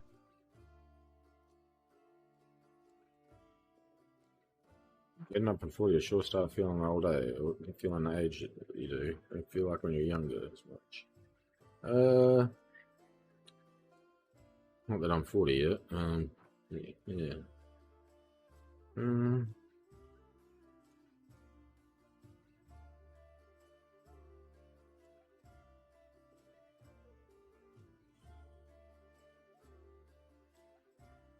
Yeah, we'll find out more about her later.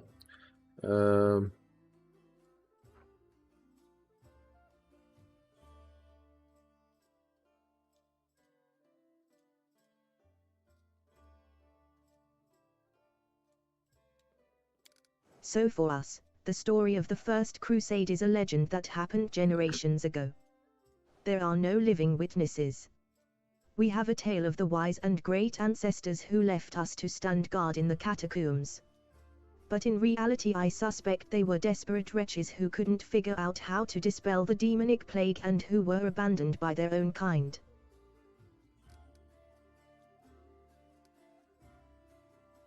You have a way to tell day and night. You can't see the sun in your caves. Every mongrel settlement has a big gong, which we treat like a relic. The gong keeper hits it twice a day to mark the beginning and end. But this custom doesn't keep time very precisely. Every mongrel child has snuck up to the gong to strike it at the wrong time at least once, just out of pure mischief. Nothing could keep me away from it, not even the fact that I only have one ear, which means it would take double the punishment once I was caught. So, sometimes the wrong strikes get mixed in with the right ones, and the tribe can find itself jumping up to greet the morning in the middle of the night. Yep. So... do mongrel tribes fight each other? There were some skirmishes, and I've been forced to kill my kinfolk before too. Lan speaks in a steady voice. Fights most often break out over food. We have laws in the caves, written and unwritten rules that we follow. We respect one another's right to live. But hunger, it can push a person over the edge. Yep, poverty does that. I've never, you can count on that, stolen someone else's kill. But I can understand those of my kin who tried. To hear your kids begging for food and not be able to feed them is terrifying. He frowns and goes silent.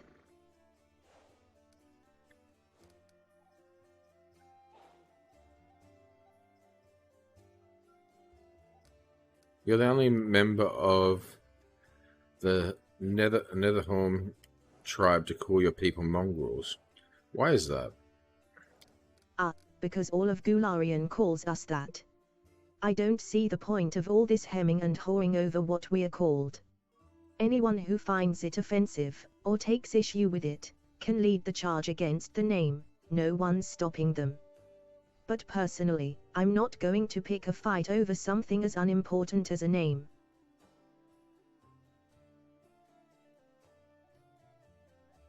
It's fair. People. Thank you. I found out everything I wanted to know. It's nice to know my ramblings seem useful to somebody. What do you think of life on the surface? It must be very different from life underground. Of course.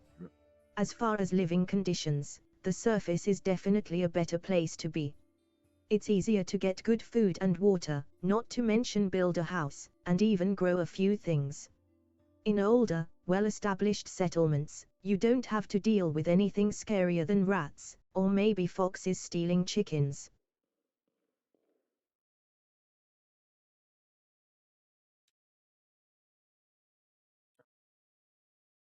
See about that. As for the kind of lives you have, I heard a story about demon worshippers abducting a whole family and sacrificing them one by one while the others watched. But there were some brave Crusader knights nearby, and they killed the villains and saved everyone.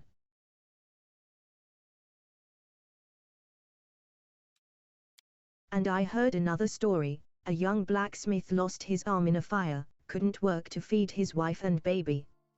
They tried their best, and lived from hand to mouth, but they were still destitute. In the end, the desperate blacksmith robbed a traveler one night on the road. But there were some brave Crusader knights nearby, and they caught the robber and threw him in prison. Not long after, his wife smothered their baby and hanged herself. And to blame the queen. Up here, the same person can proudly say he's protecting the innocent from demons, and then look the other way while the same innocent starves just because they were born into a poor family. Queen Galfrey prolongs her life with sun orchid elixirs that cost enough to feed an entire city. Back in our caves, everyone is equally poor, and if one person starves, the whole tribe starves. We don't abandon our own in times of trouble. That's the power of a tribe. The laws of the surface are made so that some get everything and others get nothing. I might just be a naive fool from the caves, but I don't understand how it's possible to have so much more and share so much less. Right. There's lots of greed. Anyway, look who I'm talking to. You must know life on the surface much better than I do. Alright, the choices here. Good, lawful, or chaotic, evil.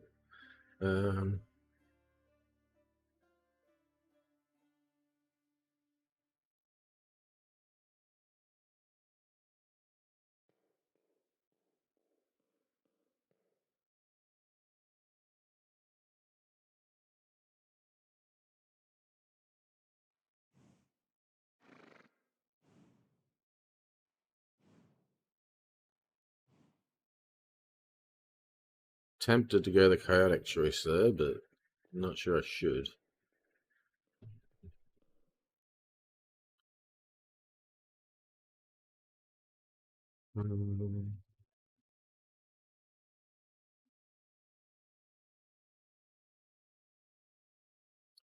Go with good. I'd never leave a needy person in trouble. I've been given more than most, not really, but and I don't know my character's backstory, so for that either. Which means now I'm more able to help others. Alright, I got a good choice. It's the better one of, I guess, for circumstance with alignment. A fitting reply. Don't take my words as a reproach. I like grumbling as much as cracking jokes. Lan is obviously trying to muster a friendly smile, but it's an expression his face doesn't accommodate very naturally.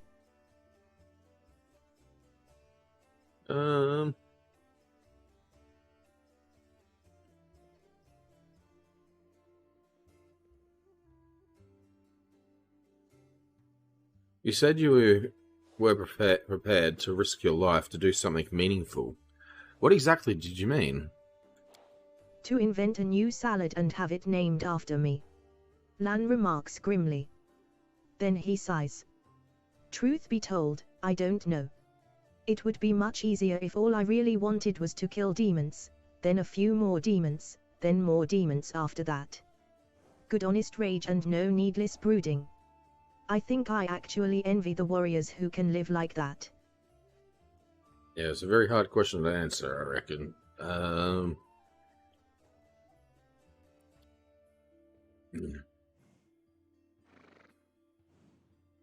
Prepared to risk your life to do something meaningful. Very hard question to answer.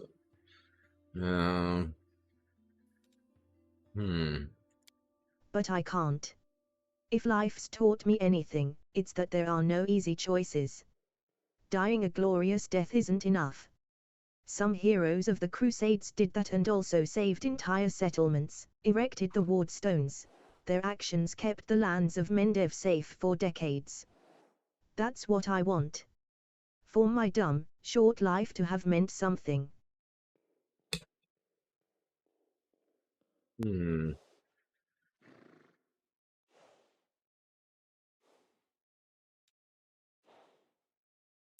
You think I have an exaggerated opinion of myself?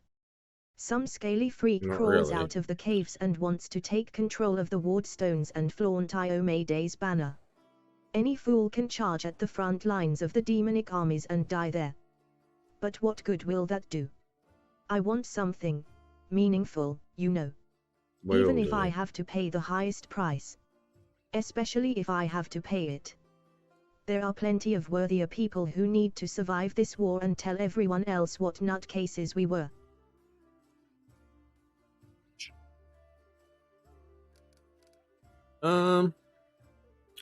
Thank you for your answer. So long. Anything else to ask without... What brings you here? Yeah. I'm keeping you in my party, mate. Not getting rid of you. Alright. Let's save it. In case I screw up here. Alright, these people. An imposing young Oread is surrounded by a crowd of crusaders who are hanging on to her every word. I hope this example clearly illustrates the difference between Jiska legionnaires from the last war and the crusaders. The perfection of form and spirit they were imbued with during creation turned them into parts of a well-balanced war machine, not a ragtag bunch of individuals, but a united whole.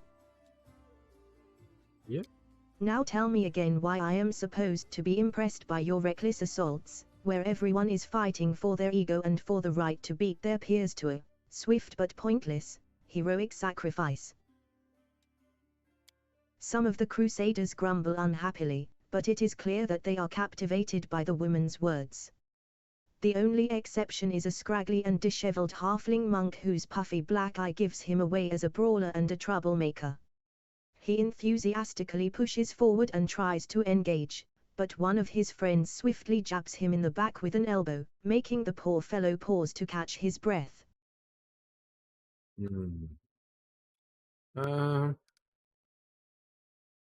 Listen quietly first, I think.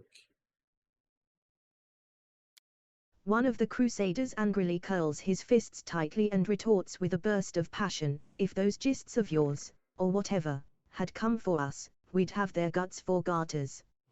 You think we've never fought a mighty adversary before?"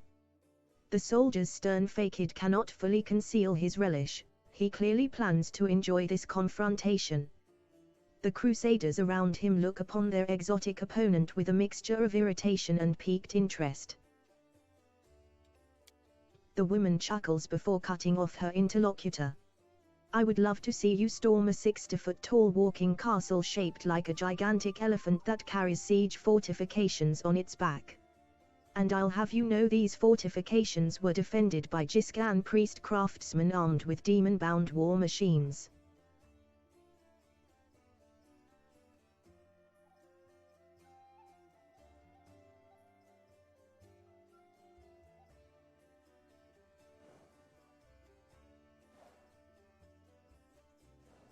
Minus 2,764.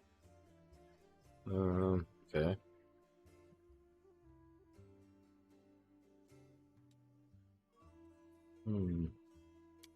They used the enemies you cannot defeat as mindless weapons. The woman gives the people around her a triumphant look and adjusts her clothes with pointed nonchalance. Her voice takes on a lecturer's tone. "You should not argue with someone who happens to be the most authoritative researcher on the history of warfare 3,000 years before the foundation of Absalom." The woman looks at you and flashes an amused smile. The lecture is over. Do my esteemed listeners have any questions?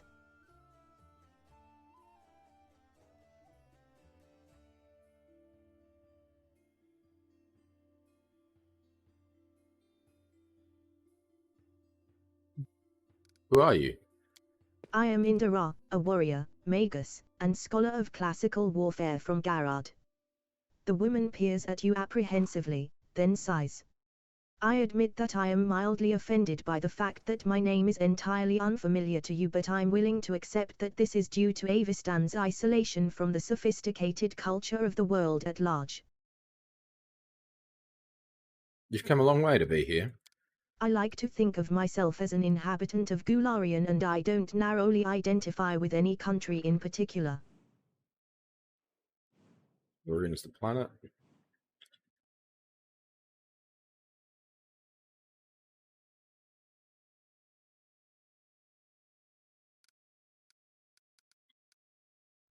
Why did you come here? To witness a legendary war. The confrontation between denizens of a plane famous for its love of violence and the crusaders from every continent, united by the common goal of defending their home. An epic struggle of colossal proportions. That hasn't been particularly epic so far, truth be told. The monk with a black eye grins and mutters under his breath, "Maybe she just can't see it from here. The view will get way more epic if she stops hiding among us and takes a walk outside."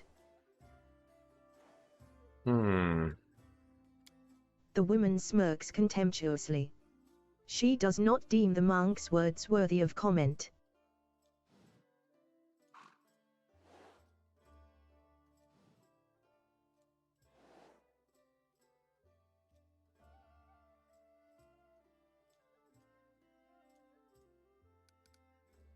This group is doing a commendable job at resisting the demons. Not yet, they're not. Isn't that where we're supposed to come in to make it so? Yeah. It looks like you know more about warfare than any of us. Oh. Am I hearing things, or did someone finally acknowledge my competence in the art of warfare? Perhaps there is a sufficiently open-minded person among the Crusaders after all. I find myself pleasantly surprised.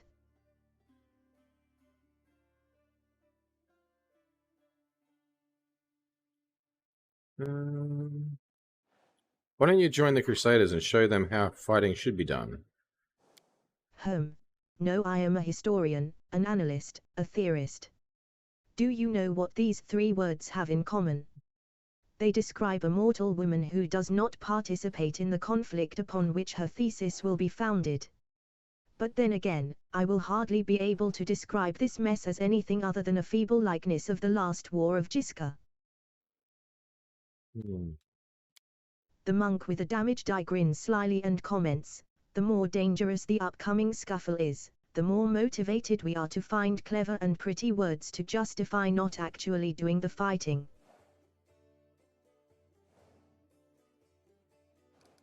What is this last war that you mentioned?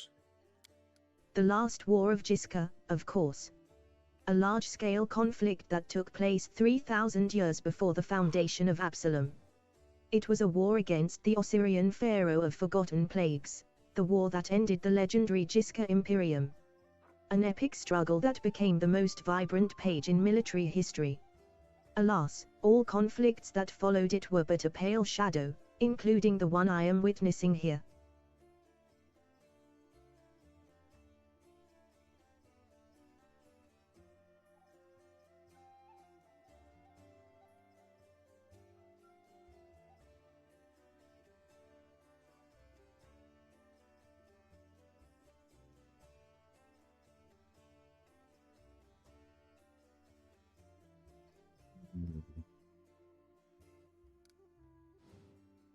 Why do you find the last war of Jiska so inspiring?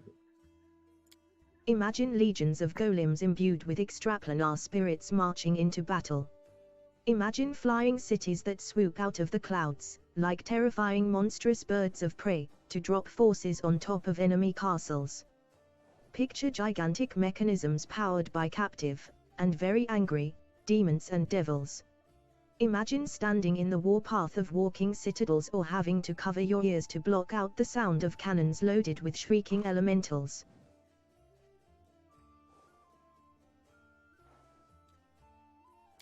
Finally, imagine the ultimate weapon that defeated the Jiska, the deadly night plague. This affliction was an attack dog, a trained epidemic, a tamed pestilence, striking only those who its master wanted to kill. Imagine all these terrors and understand that no flight of fancy can even come close to the horror of the nightmares that they made real. How do you know so much about the Jinskan last war? I can say without false modesty that there is no more authoritative researcher on Gularian when it comes to the history of warfare 3,000 years before the foundation of Absalom. I've dedicated my whole life to this subject. I've personally visited old battlefields, and studied the most mysterious and forbidden archives containing chronicles of ancient wars, sometimes risking my life in the process. I saw a fallen sky city of the Shoi Empire with my own eyes. I ripped out the control crystal from an exterminator-class combat golem that guarded a Jiska laboratory with my own hands. These fingers held the glass flask that the servants of Pharaoh of Forgotten Plagues used to create the first generation of pestilence that devastated the Jiska Imperium. How do I know so much? I saw and touched everything I am telling you about.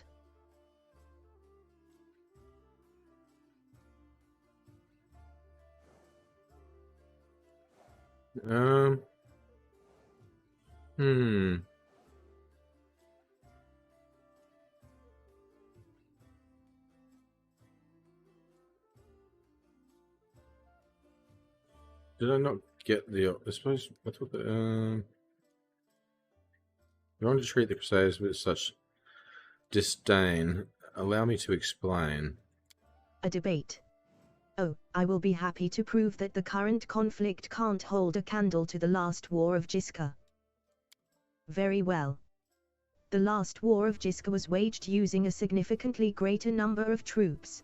Both sides actively relied on reinforcements from allied planes, and their strategic planning was perfected through no fewer than 7 rounds of intensive design.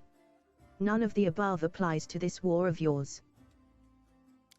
Compared to the Jiska, we are but stone club wielding kobolds. I would like to conclude my thesis with a few words of wise counsel from Dagon, an advisor to the Pharaoh of Forgotten Plagues. I doubt you will comprehend the true genius of his statement, but here it is nevertheless: a gadfly sees the ox pays no heed to the gadfly, but crimson fever takes them both.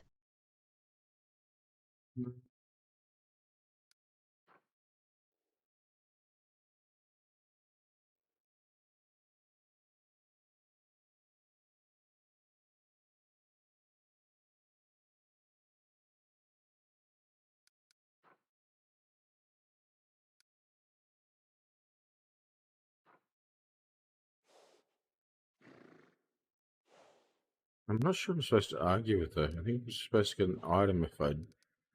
Well, unless I would have passed one of these, I can't remember.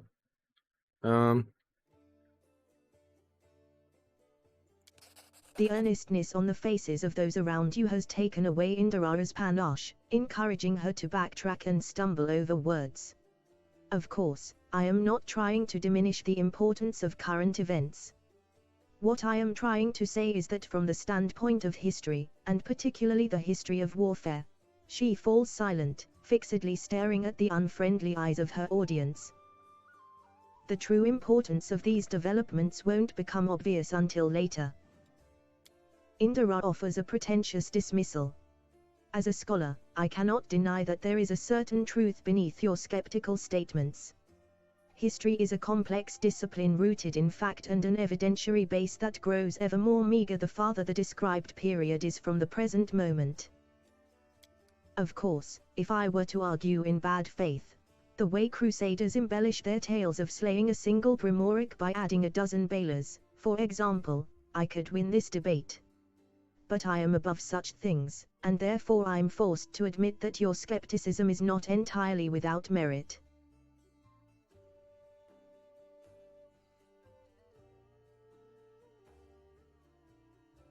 I'm sure you would have been able to expound on your argument in a longer discussion.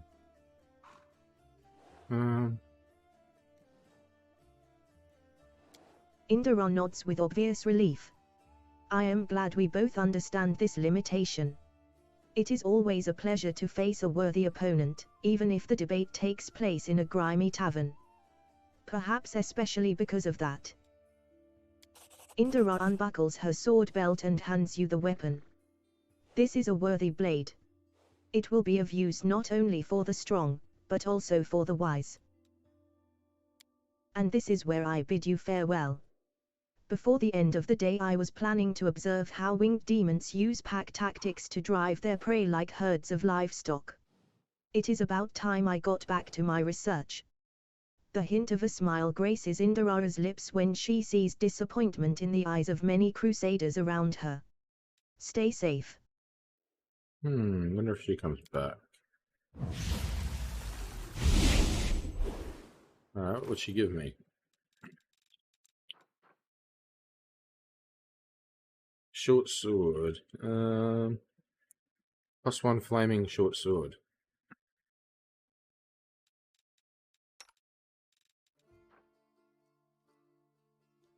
That's a long sword. Okay, different. Yeah, finesse weapon, and the other one's strength weapon. Alright. Someone else for that. Use a rapier at the moment. You can't use this yet. I'm not gonna want you to anyway. Use someone for it, I guess. How about you? Oh, I can't talk to the pink eye.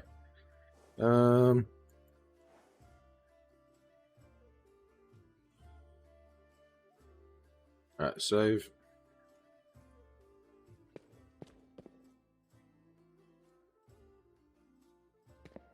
This. Oh, that's a lot. Book the first of the astonishing exploits of Venture Captain Hiller, published by the Pathfinder Society. The spinner of nightmares let out a fiendish laugh, and the wind rose up, sending the sound rippling across the roof of the cavernous temple and off into the darkening sky. You cannot protect them. The demon worshipper performed a graceful pirouette, as though she were mocking the ungainly Venture Captain, who was slowly picking his way across the slippery roof tiles. You may have saved Anthoclitus today, but you won't save everyone who gets in my way. I will always be one step ahead, plunging a dagger into the heart of the next fool and sullying your path with blood that you will never be able to wipe clean. Hiller lost his footing once again, and only by a miracle did he not go plummeting to his death.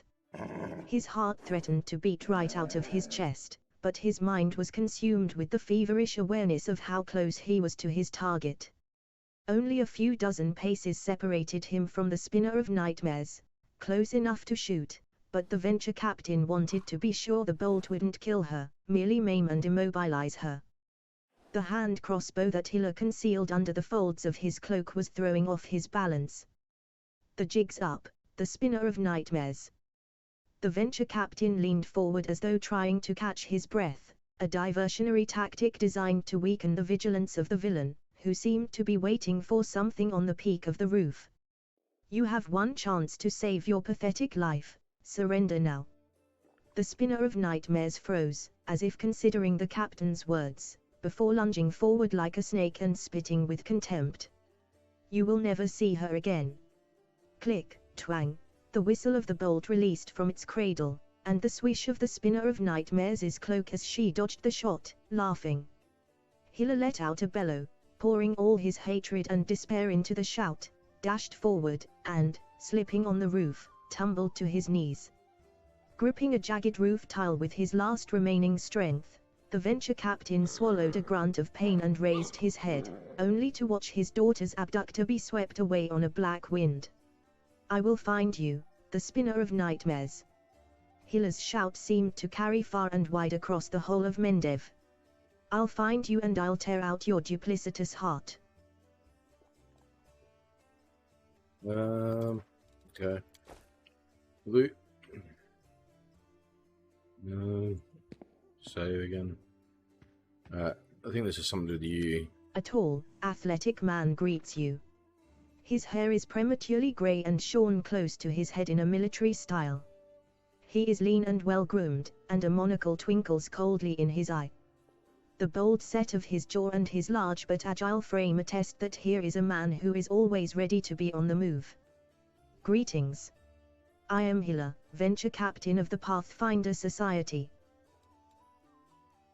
I'm the superior officer among Pathfinders in this region of Mendev. However, the Society is running almost no operations here right now. Besides me, there are almost no Pathfinders here. Actually, I'm only stuck here because of an old feud with a demon worshipper known as the Spinner of Nightmares. I've had to work alone, without the support of the Society. But I've made a lot of acquaintances among the local mercenaries and daring fighters. If you need any good fighters for an honest cause, talk to me. Yeah. Tell me about your confrontation with the Spinner of Nightmares. It all began with a task of the Pathfinder Society. I arrived in Nerosian with my team to investigate the sudden death of a famous crusader, Baron Foran. We soon focused in on a small hospital for the wealthy, where Foran was being treated shortly before his death.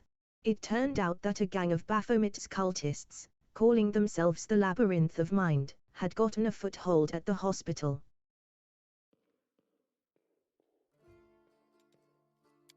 They were obsessed with twisting the minds of their victims, and targeted fragile people too weak to resist.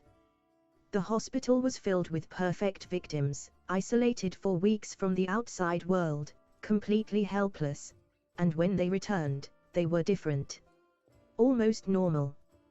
But the moment they heard a certain phrase, something dark awoke in their mind, and they transformed into servants of Baphomet, ready to lie, betray, and even kill.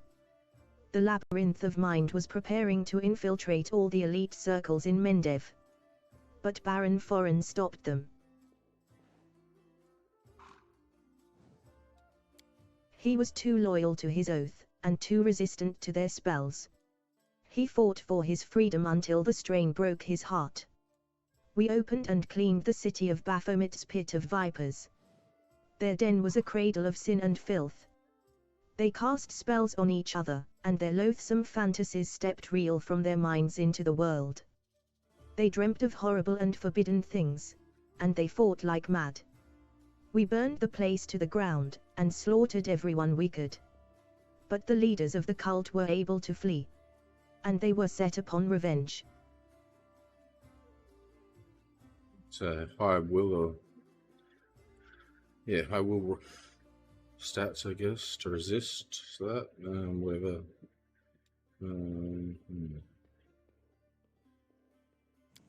They abducted my daughter Laoi, who served under my command in the Pathfinder Society. They left me a note full of tart insults, mockery, and sneers. From that note I learned the name of my enemy, the Spinner of Nightmares. A few months later, I confirmed that she was the leader of the Labyrinth of Mind. My hunt had begun. I would get Lowry back at any cost. Hiller grits his teeth with bulldog determination.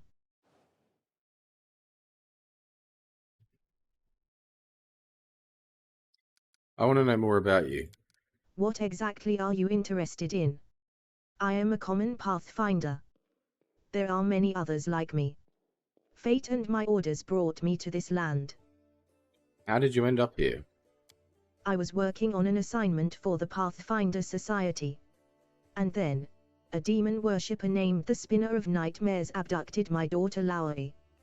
For the past 3 years, I've been trying to save her. During this time I've become a specialist in scouting demon territory. I've even planted agents among the cultists.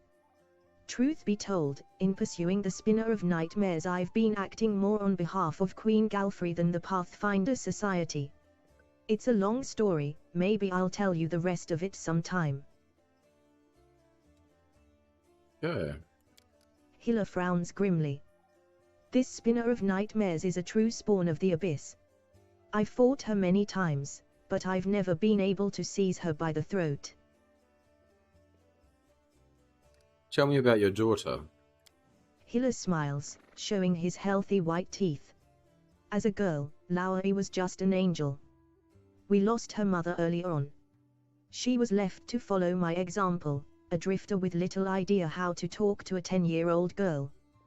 But even with such questionable parenting, Lowry managed to grow into a wonderful girl.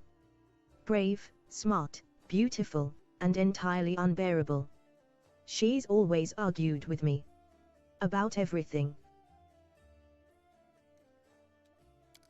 When Lowry was 18 and told me she was going to be a Pathfinder, all I said was, all right. I knew there was no use to try and talk her out of it. And she was a fine Pathfinder. Hiller's fists clench with a painful sounding crack. I'll never forgive the Spinner of Nightmares for taking my girl from me. Tell me about the Pathfinder Society. Kind of know about that already. The Pathfinder Society is a global organization that unites opportunists and adventurers of all kinds. We explore the world and uncover its secrets, travel, and sometimes face down threats.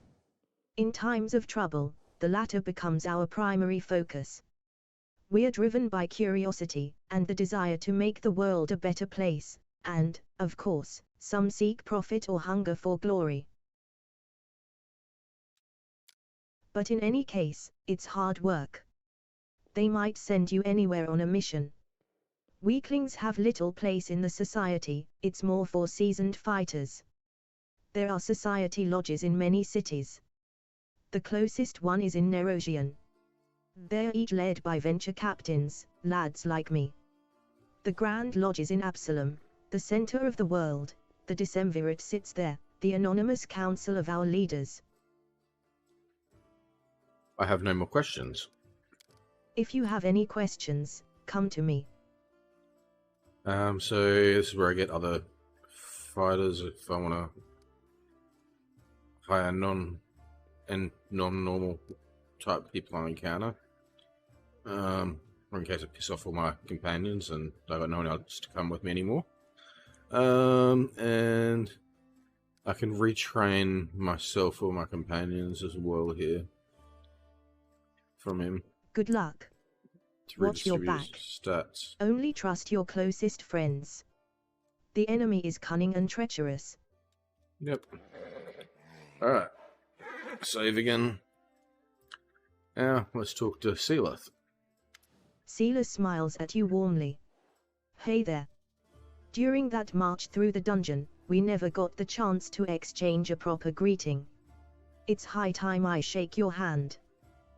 Alright, I'll be back in a second. I need to go to the toilet.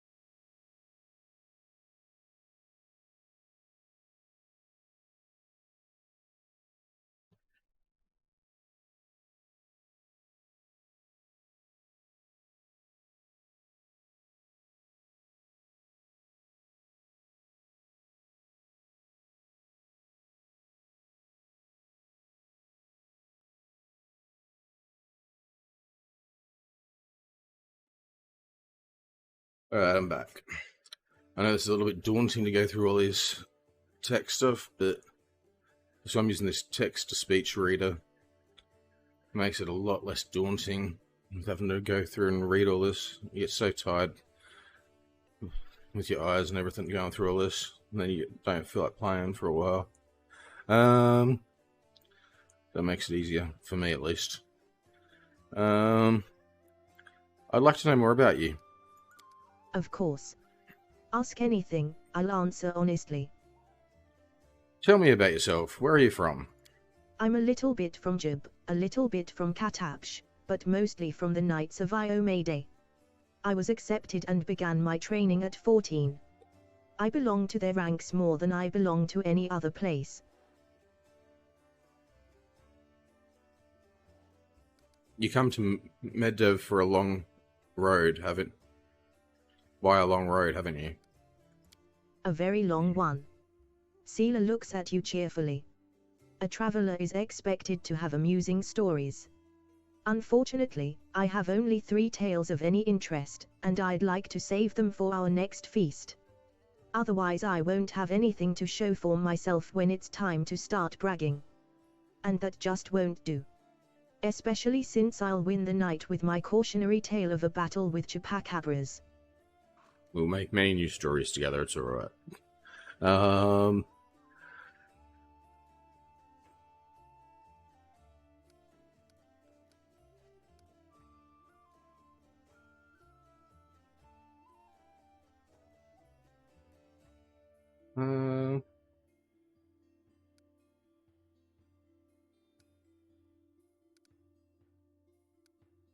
not sure, should I push her?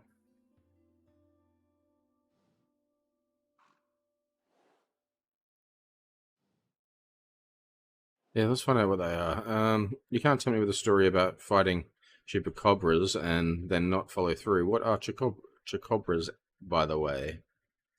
Incredibly repulsive magical beasts, fast and dangerous. They can. Well, it looks like someone's fooled me into starting the tale. I guess now I'll have to tell the whole story. Oh, should I have done this? Picture a small town in Kadira, and down in the dungeon there's 2 murderers waiting to be executed. The gallows are already built for them. The rope's been bought. But sometimes life takes a surprising turn. Suddenly, a paladin of Iomade appears in the doorway, and offers the murderers a deal. If they go with her to fight some monsters, they'll live. If they survive, that is. There's a big difference between imminent death and probable death with a glimmer of hope, wouldn't you say? So here we are traveling through the desert, me and my friend, a priestess of Sorcerer, along with the little ratfolk fellow who'd asked for our help, and the 2 cutthroats. We get to the ratfolk village and see their bodies lying around, all drained dry. We figured we'd have to fight vampires. That's how the little ratfolk described the monsters who attacked their village. That's why we went in all brazen-like. The sun was high, and the vampires couldn't attack until dusk. I heard lots about Sorcerer from the last game. One of the main characters was that faith, the priest, I think it was. I think it was that Sorcerer, yeah. But we never got a chance to look around. Black shadows, quick as the wind, attacked us from all sides. Not vampires, but chupacabras. One of the lads we pulled from the gallows got killed right away. The second one ran for his life. That left me, the ratfolk, and Kira, that was the name of the priestess, and we all steeled ourselves for the fight of our lives. And just when we thought the end had come, with the chupacabras surrounding me like a pack of dogs around a bear, our ratfolk friend wounded and down, and the teeth of the quickest of those blasted monsters clenched on Kira's shoulder. Right then, when all hope was lost, the other lad from the gallows suddenly comes running back. He kills the beast attacking Kira. I'm sure you know what a turning point in a fight looks like. Well, this was it. A moment before, we were lost, and a moment later, we had it back under control. The chupacabras drop dead, one by one. The little rat folk is reunited with his family, who were hiding in the basement. The priestess and I close the eyes of that boy from the gallows who saved us. It was a shame he didn't survive the fight. May the gods keep his soul in its journey through the afterlife. I don't want to discriminate against her on this, so... Two choices here don't seem very nice. Especially the last one. That's a good story. He could have died in disgrace on the gallows, but instead he died a hero. And I'd fancy the stunt earned him some points at his final judgment. It's smart to remember our journey doesn't end in death. Had it not been for that mercy, Milos, that was his name, would be hanging from a noose, and me, Kira, and all the rat folk would be dead in that village. Someone told me that a kind deed done by an unkind person is 100 times more precious. By the same token, an evil done by a noble soul is 100 times more horrifying. That's what I really wanted to say. The chupacabras were just a good starting point. What made you become a paladin of Imide? Sela's gaze sharpens momentarily. Then she sighs. That's a serious question and a good one. You should ask it of your companions. But it's a long story. To start with, 12 years ago I was nothing like the person I am now. I roamed the streets of Soku with the other homeless orphans. I stole, I fought, I was a hired sword for a bit. Not the proper origin for a paladin, is it? Well...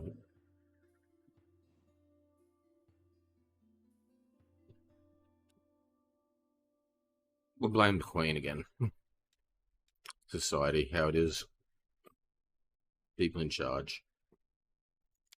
Back then, Soku was a city of orphans, widows, and widowers. Gnolls decimated the city regularly. My parents were among their victims. People there heard about new deaths before they'd finished mourning their previous losses. One day a group of knights of Iomade brought a glimmer of hope to the city.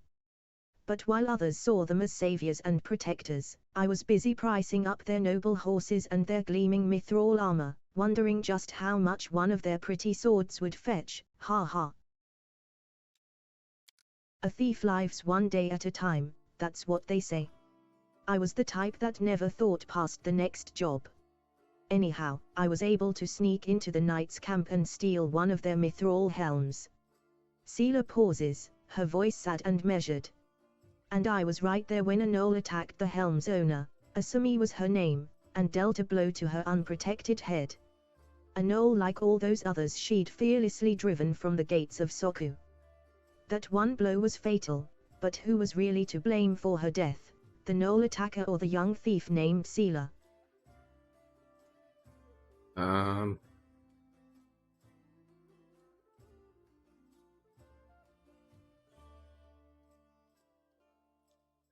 not going with the lawful choice here. That's not very nice. Don't really want to go with the chaotic choice either. You couldn't have... I know what it takes to survive sometimes. I can't judge you. Well, I can. I believe everyone deserves a chance at redemption. But redemption means you understand what you did and you're willing to be harder on yourself from now on. Yep. Okay. Judging yourself, yep. We can work with that, agree with that. We're a hardest on... Where's the hardest on ourselves? It's what it's the way it is. But you were asking what brought me into the ranks of Iomade's warriors. We all choose the Paladin's path for our own reasons. Some are guided by nobility of spirit, some by a desire to fight injustice. I became who I am through penance and a debt unpaid. The day Asami died protecting my city, I wanted to kill myself for the terrible guilt I felt. But then I realized it wouldn't make the world any better. And I decided that instead I'd try to take her place. I'd become who she had been, and protect the innocents that she would no longer be able to protect. Okay.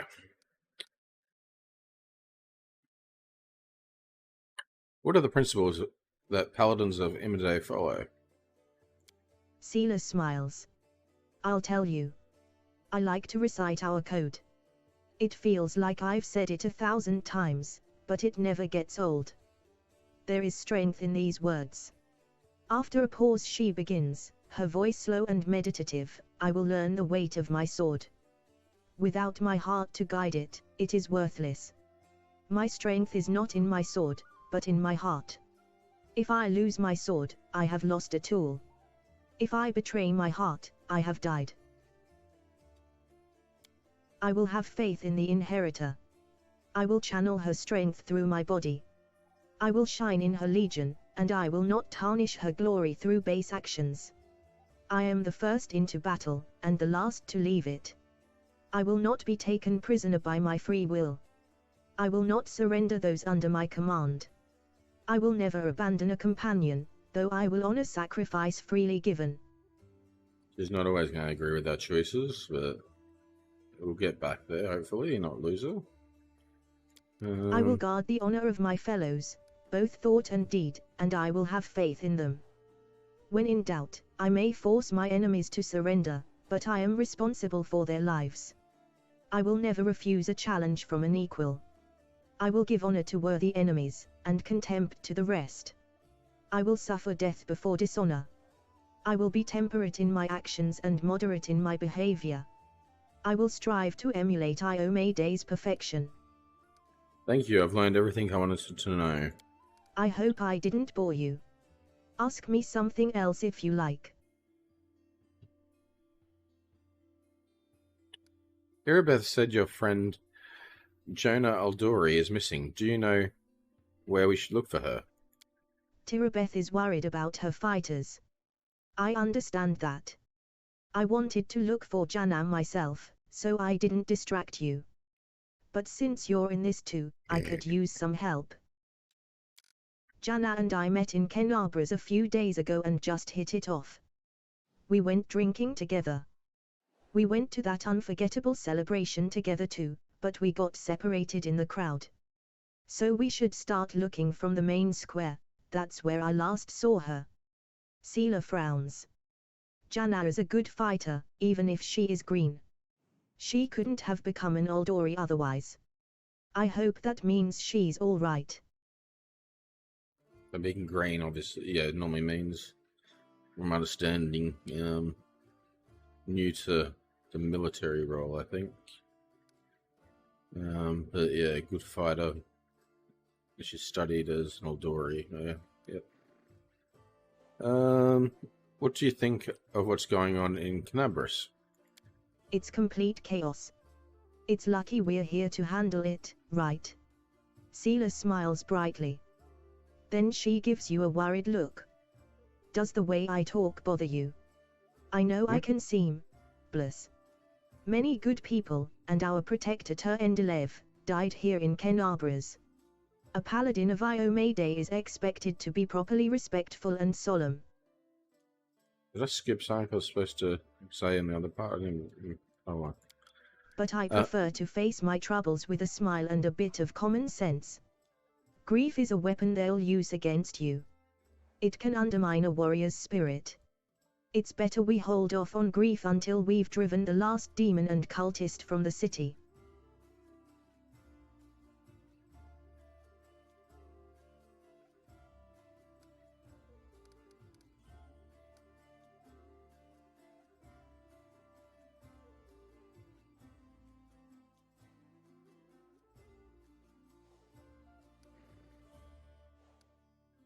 There's wisdoms in the traditions. I'm not.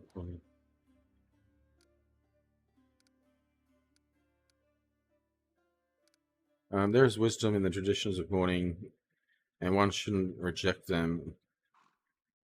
All the more so if inappropriate momentums could offer could offend other mourners. Many people's loved ones perished in Canabris. Seela sighs. You may be right. I should keep myself in check more. Better discipline, more self-control, qualities suited to a paladin.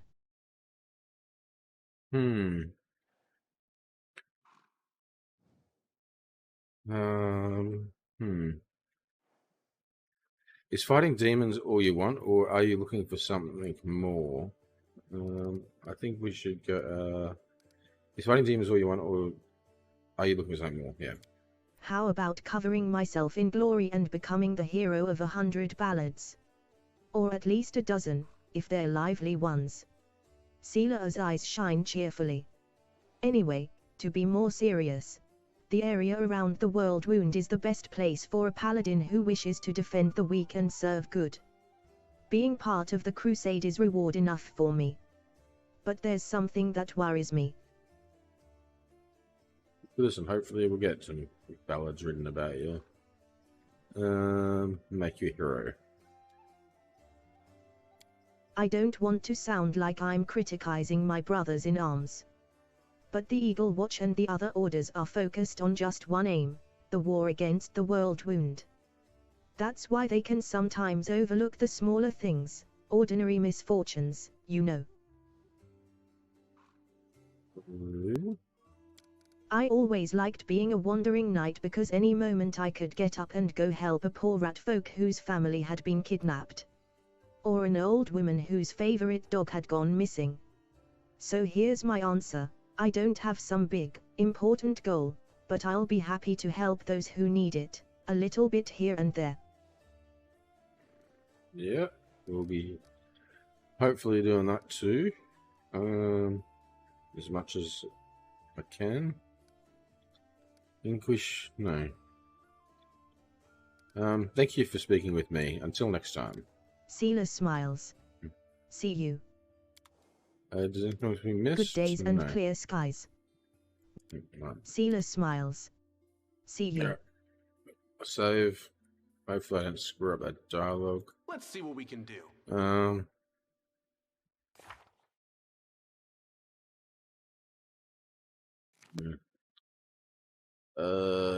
Talk to Irabeth. Irabeth rubs her red and tired eyes. Any success? How is the city?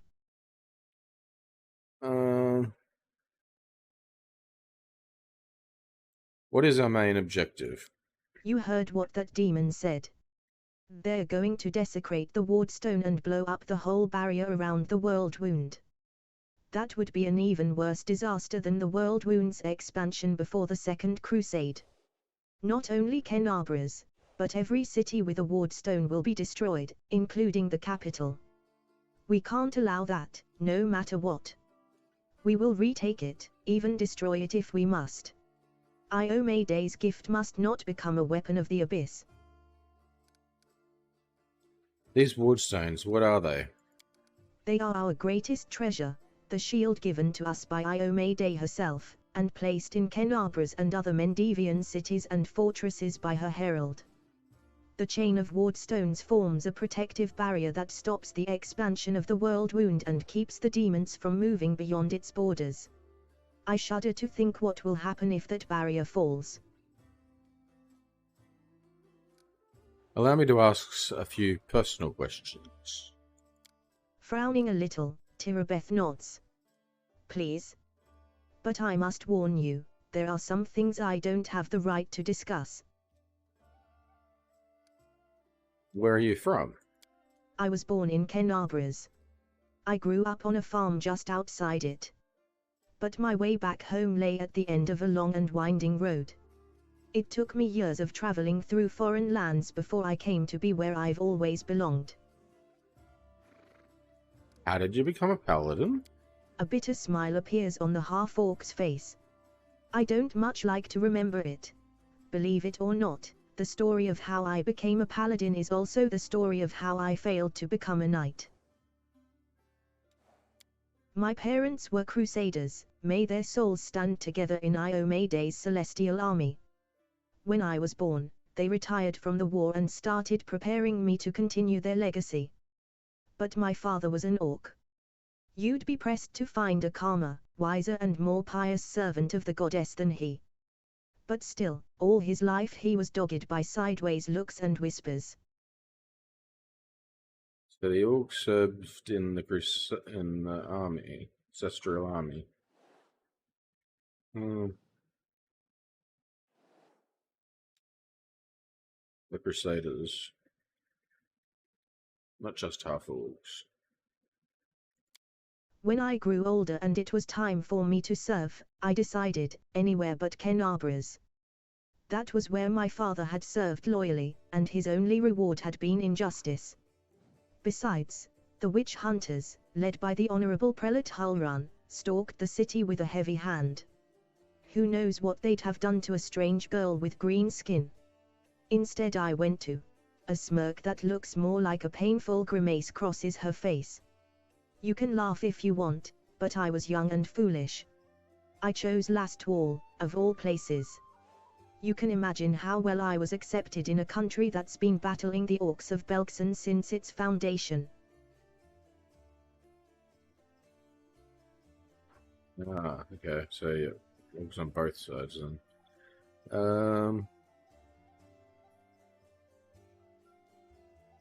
Spoke is Kenabras' famed prelate, Hulrun Shapok, first gained the trust and admiration of city's people by organizing inquisitions against suspected demon worshippers and witches.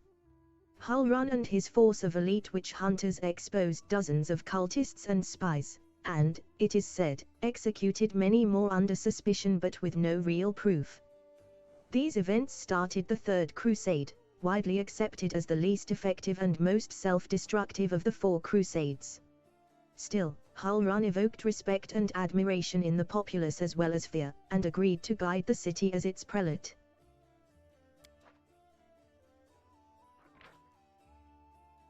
During the First Crusade, holy warriors streamed into Mendev, where they encountered Sarkarians practicing their unique druidic faith. The Crusaders mistook the wooden idols and rustic rituals for evidence of demonic influence. Groups of witch hunters emerged from the disorganized chaos of the First Crusade. These witch hunters were often self-styled, their tactics little more than brutal trial and error. The least bit of evidence could mark a target for investigation, a club foot, a thick accent, or even a suspicious absence of abnormalities. The witch hunter groups gained reputations for being cruel and arbitrary, although these weren't always deserved. Demons ranged freely across the world wound and often spilled into Mendev. Demonic possession did happen, though not nearly as often as the witch hunters claimed. Genuine witch hunters used divination magic and cautious investigation to draw out and destroy fiends, but they were rare compared to the zealous inquisitors who burned innocents at the stake. With the advent of the Fourth Crusade, the authorities took strong measures to end the bloody witch hunts of Mendev. Since then, the frequency of hunts has dropped considerably. I can't remember if there's druids in this or not, that you can become at the start of the game.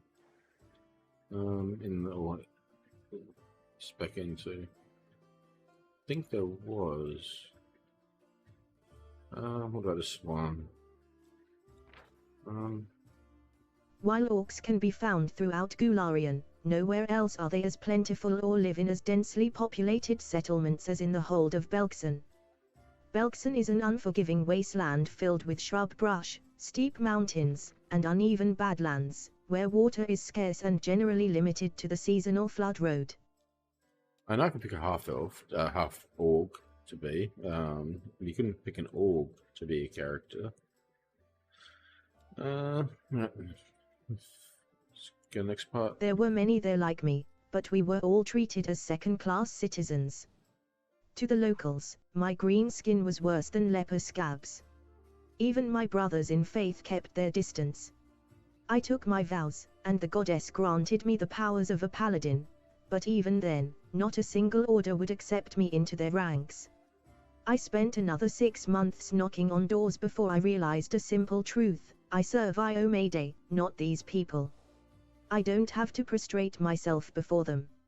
So I left, as a paladin, but not a knight.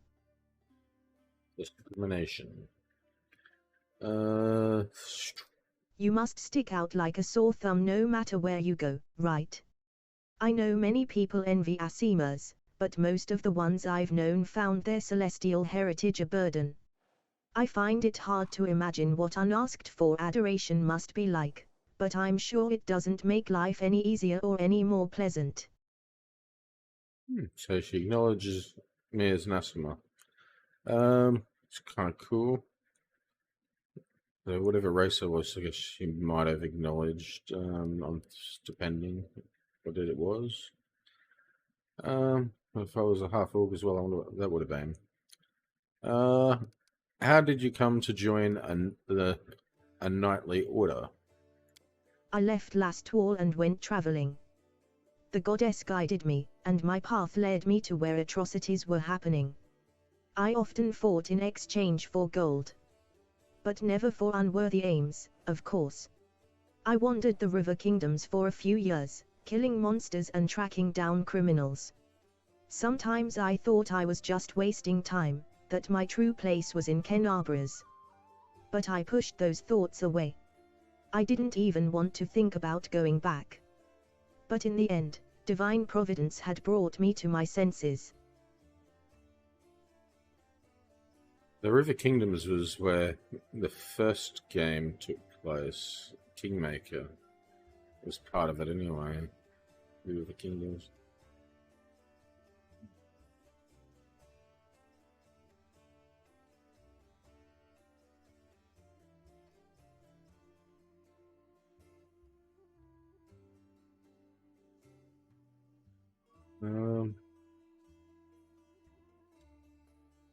It happened in Timon.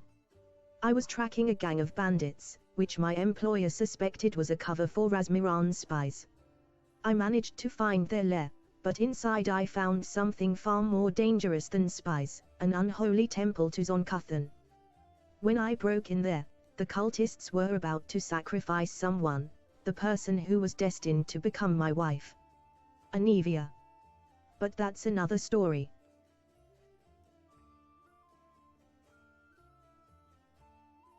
We heard a bit of that story from Anivia earlier.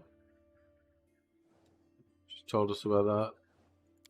After I cut down the cultists, I examined their papers and couldn't believe my eyes. A network of evil cults had spread through all of Avistan, including Mendev. Worse, the documents clearly showed that their allies, the Templars of the Ivory Labyrinth, had infested my native Kenabras, and were even among the ranks of the Paladins. After that, delaying my homecoming would be tantamount to desertion. Luckily, I was no longer alone. Anivia was as eager to destroy the cultists as I was. Anivia and I hurried to Kenabras. We couldn't trust anyone. The papers indicated that the cultists had infiltrated everything. Luckily, I had some experience in investigation, and my beloved, the half-orc, smiles warmly. She knew her way around working locks, tailing people, and trading information with the city's bottom feeders. Soon we'd defeated, alas, not the whole Hydra, but a few of its heads. Do you know who turned out to be the leader of the cultists? The commander of the Eagle Watch.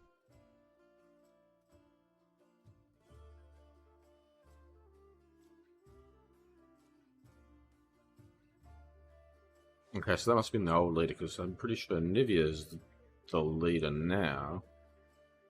Yeah. Yep. Yeah, well, yeah, it was, yeah, it was back then. Can you imagine? While Prelate Hulrun was chasing witches through the city, the enemy had infiltrated the very order responsible for internal security. The scandal reached the ears of the Queen. At first she planned to disband the order in disgrace, but then she offered its command to me, and put its salvation in my hands. Of course, there was one small catch: I wasn't a knight. But I was made commander just the same, skipping the usual progression through the ranks. Oh, okay. Okay, I passed a law check. I can't imagine the followers of Zonkuthan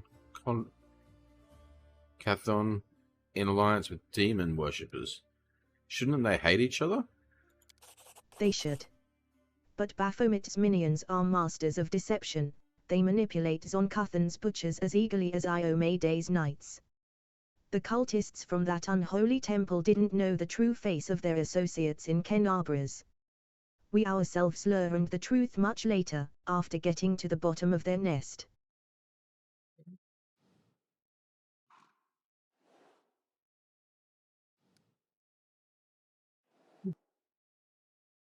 How did the people of Kenabras feel about your background?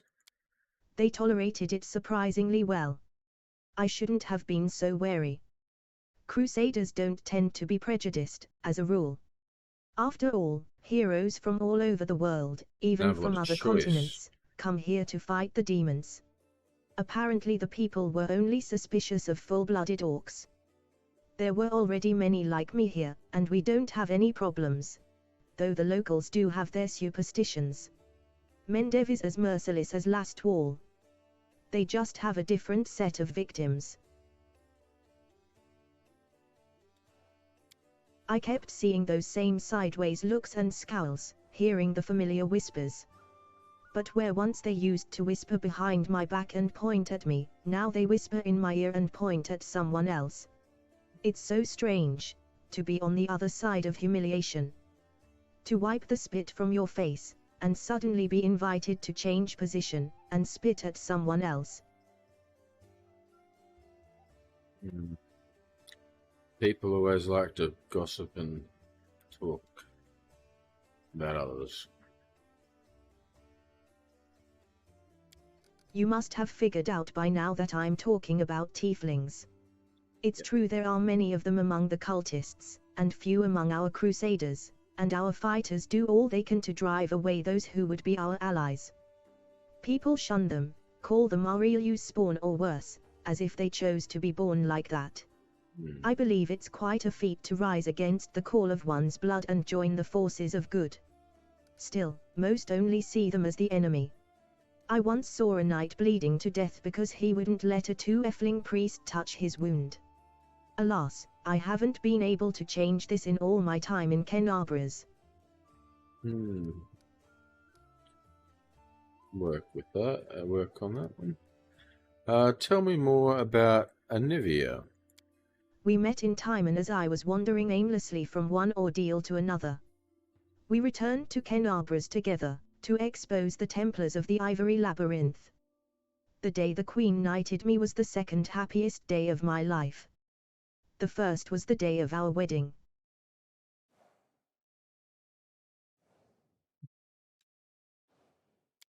But Anivia isn't just my beloved. She's my staunchest ally. We share every victory and defeat. The best of me is alive thanks to her. Thank you for saving her back then, the day Kenabras fell. Before her return, the only thing giving me the strength to protect the defender's heart was the hope that I'd see her again. We are in your debt. Thank you for your answers. Tirabeth nods without saying a word. Tell me about the Eagle Watch. It was a small order, created to fight not only demons but also the enemy within. To maintain the purity of the Paladin ranks, prevent heresy, and identify spies. And it failed miserably at that. The Templars of the Ivory Labyrinth infiltrated it and formed their nest within its ranks.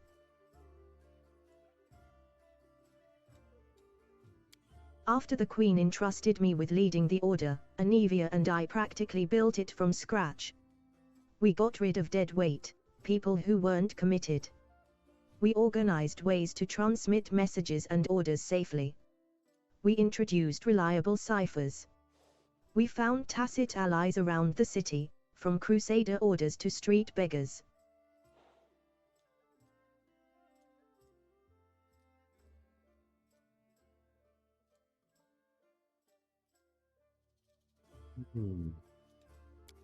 This was my personal crusade, to purge the city of the Templars who had infested it.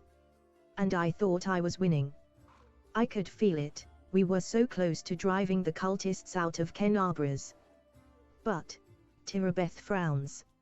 It's hard to admit, but those successes didn't count for much once the demons entered the city.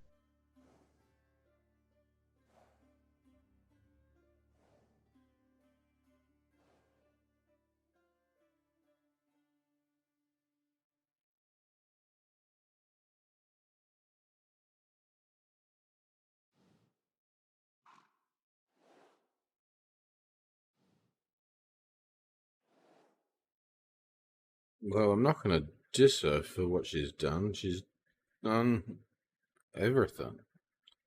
So, on the contrary, if it wasn't for you, there wouldn't be a headquarters at the Defender's Heart. The cultists would have served up the city on a platter to the demons. The lines on Tirabetha's forehead soften. Yes, that's true. It's a good thing we achieved something. Thank you. I have to go. Go. May Mayday keep you safe. Double check. Tirabeth rubs her wrist. Go. May Mayday keep you safe. Alright, that's everyone in this room. Save again. There's people back here. What's this? Loot. Purifying solution. Here we go. How about you?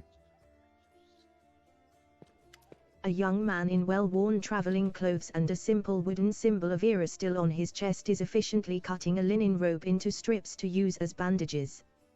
Despite his visible exhaustion, he works with zeal, singing some tune about red braids and ripe sheaves of wheat under his breath. He raises his warm, chestnut-colored eyes to you. Are you one of the Crusaders? Thank you for defending those of us whose talents lie off the battlefield. I'm Janorth, servant of Era still. Pleased to meet you. This guy's, something about this one. Okay. What are you doing? I only took my holy orders recently, so my god has only bestowed a little of his power upon me as yet. I'm sorry to say that the number of wounded fighters in this tavern is far beyond my power to heal. But there's a reason people say, have faith in the gods, but look to yourself first. I may not be able to help the wounded with magic, but I can at least cut up bandages.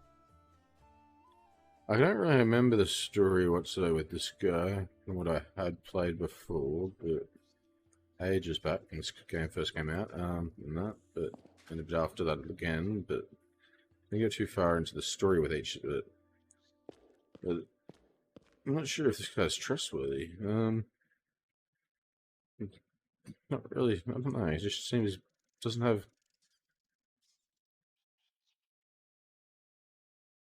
Like, he's saying he's useless, and he's doing everything he can, and like he's helping people and whatnot. He's early into being a priest or something, wasn't it? Or a cleric. Are you from around here? No, I was just passing through Kenabras. I was sailing down that old man of ours, the Great Selin River, to a village by the name of Chili Creek. I happened to land in the city on the eve of the festival, and I'm ashamed to say I decided to stay for a day to enjoy myself. But I ended up staying in the city longer than I'd bargained for.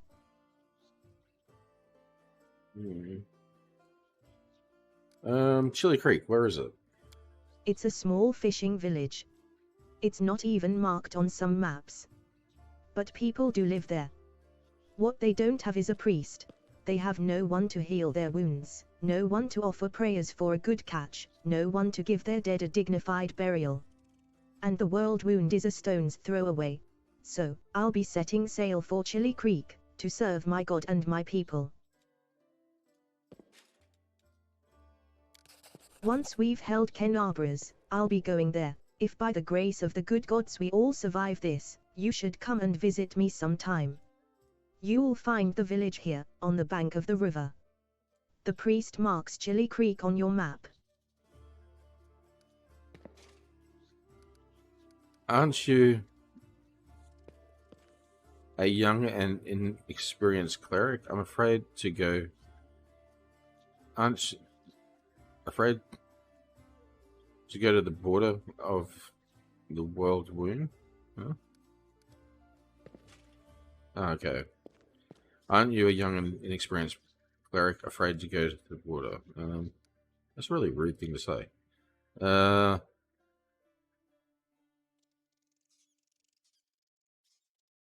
I could use the help of a cleric? Janorf makes a helpless gesture. Ira still knows I'd be glad to help you, but it's no use. My spells are depleted and I have no training in potions or scrolls. See this robe I'm cutting up for bandages. It's the second to last one. Alright, I'm gonna go with Sanderson. I won't lie, I am afraid, but what can I do? Those villagers are simple people. Every day of their short lives is spent doing hard, honest work. That's exactly the kind of life I want, something simple but meaningful. If I had centuries ahead of me, like elves do, I might have spared some 50 years or so to travel around the world, the young man says with a smile. Or maybe even 100, why not? But I don't have time to spare, so I want to spend my short life in the place where I'm needed most. Even if it's dangerous. Especially if it's dangerous. Alright, I have to go. May Ira still watch over you. It's this over here. Dude. You just go. A tall, fragile-looking elf sits in front of you, eyes closed. He is pale as a ghost, his arm wrapped in a blood-stained bandage. You spot other bandages on his body under his clothes. But even in such a miserable state, he manages to keep calm. Raising his eyes to meet yours, he says faintly, "I am for an autumn haze. At your service." His pale lips are reddened by blood, but you see no signs of pain or fear in his grey eyes. Do you need any help? After giving you a cold, intense look, he shakes his head. Do not trouble yourself on my behalf. A local healer tended to me. Besides, I come from a resilient, hardy people. My body will endure both the wounds and the poison delivered through them. I don't even know if I have any. I don't think I have heals, but not yet at least, and will later. Who are you? My name is For an Autumn Haze. I've come here from Kyonin because I am a hunter, and all minions of evil are my quarry. I won't say more than that, if you don't mind. We are strangers, and of different races and cultures. I'd rather not tell you more than is necessary. He is so decisive, also hidden on everything he's doing. Who wounded you? A sinner and accomplice to demons. The quarry I am hunting in this inhospitable place. And very racist, I guess.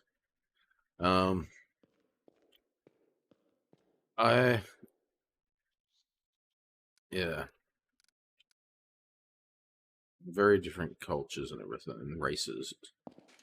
Very racist. I am Unikau, and you can trust me. Yeah, right. I'm Unikau. You can trust me. I might be able to help you. No, I'm actually... Wait. Certainly, I won't keep you any longer. He smiles softly. And thank you for sparing some time for a wounded stranger. I appreciate it. The elf's pale, beautiful face bears an expression. Alright, let's save it. I won't keep you any longer. He smiles softly. The elf's pale, beautiful face bears an expression of melancholy detachment. How may I help? Monica, you can trust me. I might be able to help you. After a brief pause, Foran says, it would be impolite to refuse such a direct and friendly offer.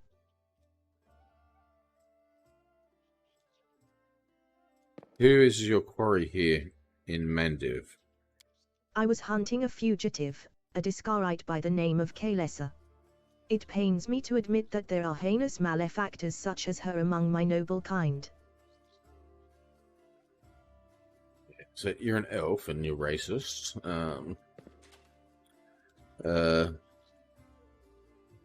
So probably a high elf or something, obviously.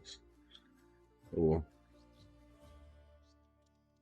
to the forest elves. Who knows? Both. I'm not sure which one that area is. Could be both. I managed to catch up to her in Kenabras, and I wounded her. Then demons appeared and the city was engulfed in flames. I was injured in the battle that ensued and couldn't free her soul from its service to her dark masters. He expresses no anger or hatred as he speaks, only compassionate sorrow.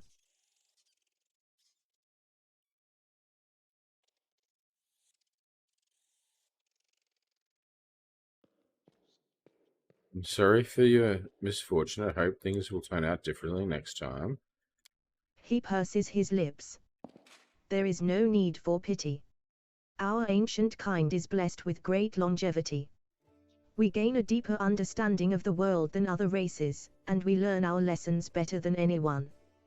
That goes for learning from our mistakes as well. I survived, which means I will be more prepared when next we meet. They learn from their mistakes, yet they seem so racist, though.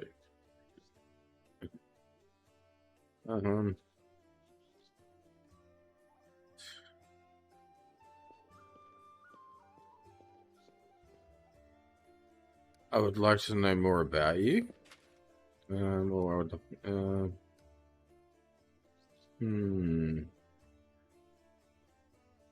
Yeah, I wish to know more about you. I won't hold anything back.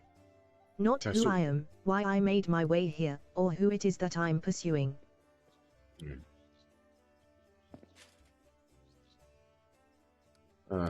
Other peoples tend to believe that identity is the sum of a person's actions and the events that happen to them. For them, I am one of a long line of warriors of Kyonin, who, since his youth, has dedicated himself to hunting evil and injustice. For them, I am a successful and capable huntsman who has tracked down and slain a great many monsters. The homeland of the elven races.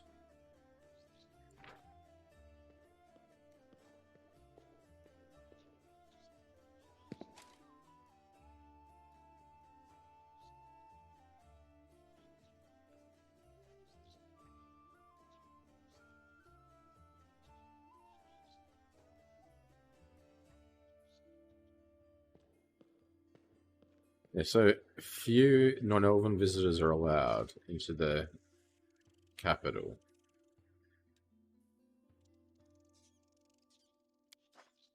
An accessible and capable hunter who has tracked down and slain a great many monsters. Okay. But I am an elf, and for me, my identity has a different meaning. It is shaped by the place where I was born, and that I love so deeply. I am shaped by what I find beautiful and what makes my heart quicken. By the fears that come to me in the dead of night. By the things I find so intolerable that at the sight of them, my very core darkens and fills with poison. Thus, to tell you who I am, I would require many days and much candor. Which is more than you and I have at our disposal.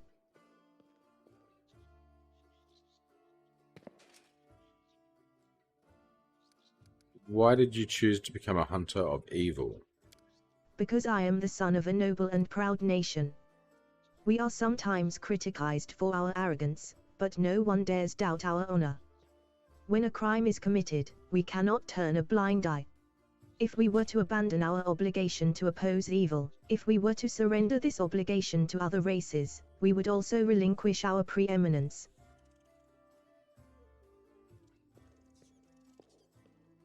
Remind me, who is the quarrel that brought you to Mendev? I was hunting a fugitive, a Discarite by the name of Kalesa. It pains me to admit that there are heinous malefactors such as her among my noble kind. As you wish. I wish to aid you in your hunt. Forum covers his eyes wearily. I thank you, but this is my mission, and I'm used to facing all manner of terrors on my own. I do appreciate your willingness to help. If you happen to meet Kalesa, take caution. She has turned many innocent souls to the path of evil, and darkness has rewarded her with many gifts. Her appearance alone will tell you that it is warped. The agate skin, the malicious stare of her blood-red eyes, the bestial teeth. She's more monster than elf at this point. There is no way I can make that roll. Even if I get a 20. I have to go. Good fortune to you. The elf's pale, Okay. beautiful face bears an expression of melancholy detachment. How may I help? Good fortune to you. So it looks like I come back to that question. The elf's pale, There's beautiful no face way bears an I can get expression. that. Good fortune to you. I'll save it, and yeah, I'm not asking that question. There's no way I can make that roll. Oh, even with a 20. I'll be still 2 points off. So I have to level up before I do that. Oh. Surrender thy soul. Imide, protect us. Got you again. How many times is that today? Take your jokes and shove them, Tiefling. Oh, easy there, Chief. Don't hit me. Yeah.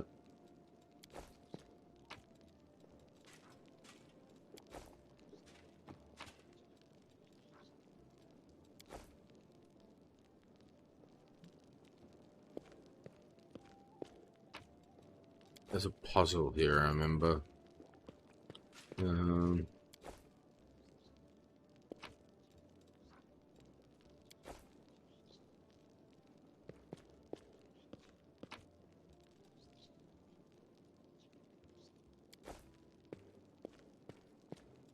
Alright, we will do the puzzle after. Actually, no. Let me quickly check this.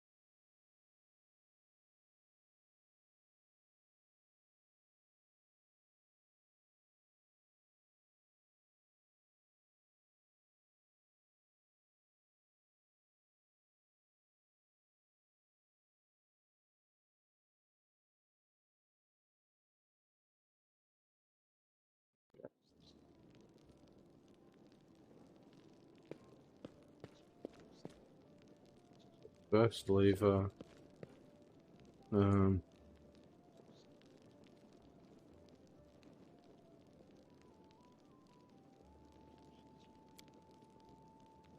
That's alright, I think that's right, that one.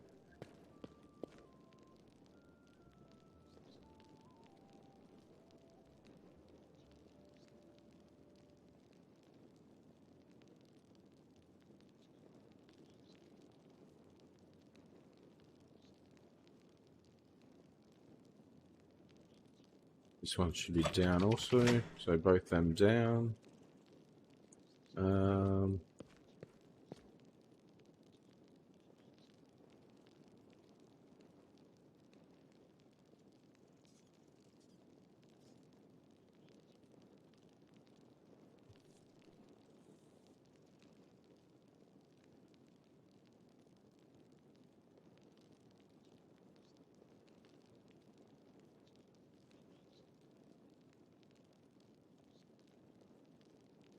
Wait. Oh no. Both of these ones down. Yeah. Oh,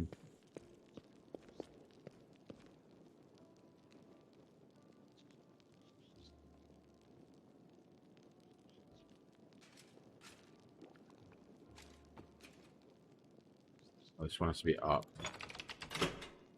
Yeah. I think that's right. Yep. Oops. And so I don't know if there's a check in here. Haven't failed any checks, okay, that's fine. Alright, helmet. Alright. Info. Oh, wrong one. Info. Half a century ago, our parents fled their homeland of Sorcerer, terrified of the invading demons. They were certain that the war would soon be over, so they didn't go too far and found their refuge here, in Kenabras.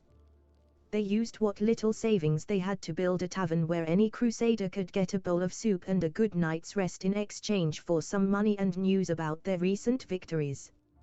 The city looked completely different back then. It was a triumphant city, full of hope, inspiring songs, and brave paladins in shining armor. We praised Our Lady Pulura openly and hoped that the lands of our ancestors would be ours again in no time. Things have changed since then, though. Our parents have left to the goddess halls. Drazen is long gone. The world wound grows deeper every day, and the Crusaders seem to take more interest in fighting each other and us townsfolk than in eradicating demons. Hullrun has gone mad and now puts all his inquisitive zeal into burning witches. Today Kenabras is a city of fear and suspicion. We even had to hide our altar of the Shimmering Maiden in the basement so they wouldn't accuse us of demon worship. Queen Galfrey has recently appointed Hullrun the prelate of Kenabras. Now nothing will stop this murderer from taking complete control of the city into his hands and serving his so-called justice on everyone. His previous acts of violence were just the beginning of a full-scale massacre. We have to flee, run like our parents did, this time not from demons, but from the Crusaders. Soon we will sell our tavern and leave, anywhere away from the agony of this endless war. May Pulura protect this city from whatever comes next. 10th of Lamashon, 4682. Swargel family, of the Divimi clan.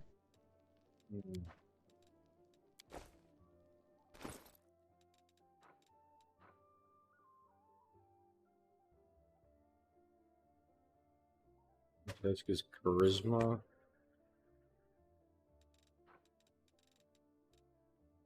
You know what?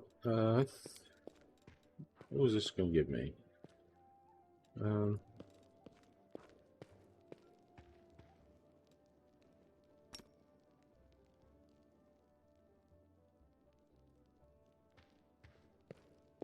Was there nothing else to click on, or did I miss? I didn't miss any checks. But there was something else to do in here. Okay, I think I got it all. can handle it. Hey, check something again. What was it I needed? The elf's pale, beautiful face bears an expression of melancholy detachment.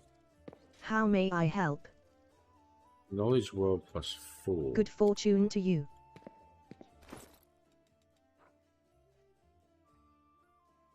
It's +1.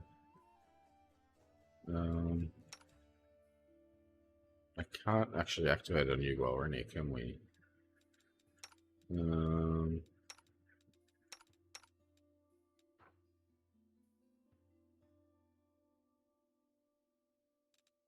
Is it your?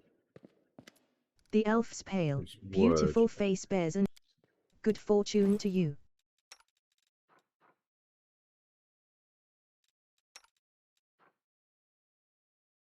It's a +1 I can give from that. What else?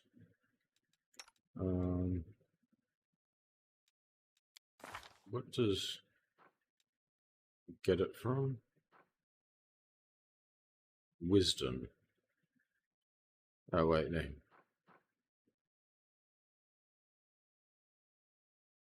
Intellect.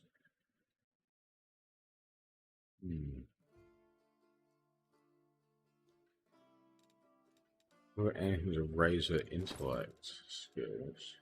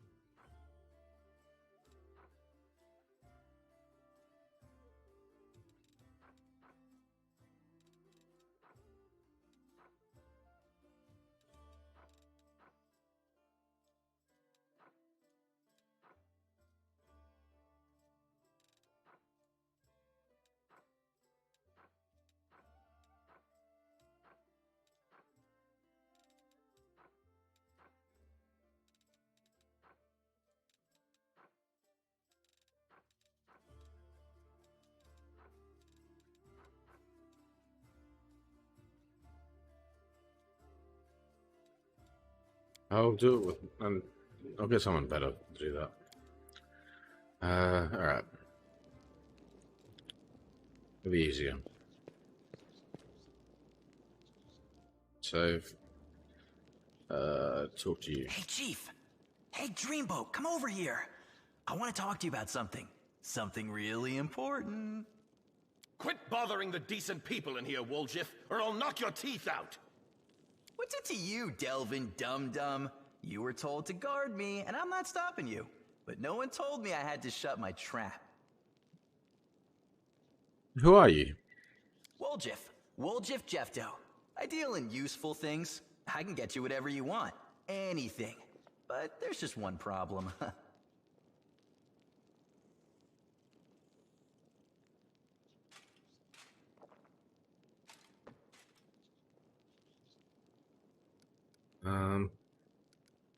Your shadow, what was that? Get me out of here and I'll tell you. And don't worry, it's not contagious. Why are you in chains? Does it really matter? Don't get hung up on the past, Chief. Don't look to the future. Live in the here and now. He was caught thieving. What do you want from me? I'll lay it out for you. Simple job, 30 minutes tops. We go someplace, talk to someone, and in return, whatever you want, I'll get it for you. Some extra rations? No problem. Armor, weapons, scrolls, you name it. It's as good as yours. If you need my help with something, whistle and I'll be there. I'm handy enough with knives too, and even my magic know-how isn't too shabby. What a load of guff. If you were good at magic, you wouldn't be stuck in here now, would you? Don't you listen to him, Chief. He'd find fault with the Queen herself. I'll be useful to have in battle, and I'll sell whatever you want at a reasonable price. It's your lucky day. You won't meet another gem like me in Canabras. I can't help you while you're chained up in here. How can I free you? That's easy. You know Irabeth? Feisty-looking gal, always wears armor. You can't miss her. She's the meanest fighter in the whole city. When you see her, put in a good word for me, will ya? Tell her there's this guy, Woljif, locked up for no good reason in the Defender's Heart. Well, for the follies of his youth. And he really wants to get out on bail so he can keep up his good behavior and make a contribution to society. You got that? Will you do it? Alright, I'll talk to Irabeth about your situation. I would like to take you as a companion. For a while, at least. I knew I could count on you. Knew it the moment I laid eyes on you. Alright, we'll talk later.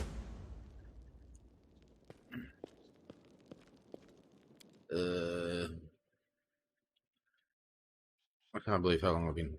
3.5 hours, and I still haven't gone out to combat yet. All this talking. Just to get started.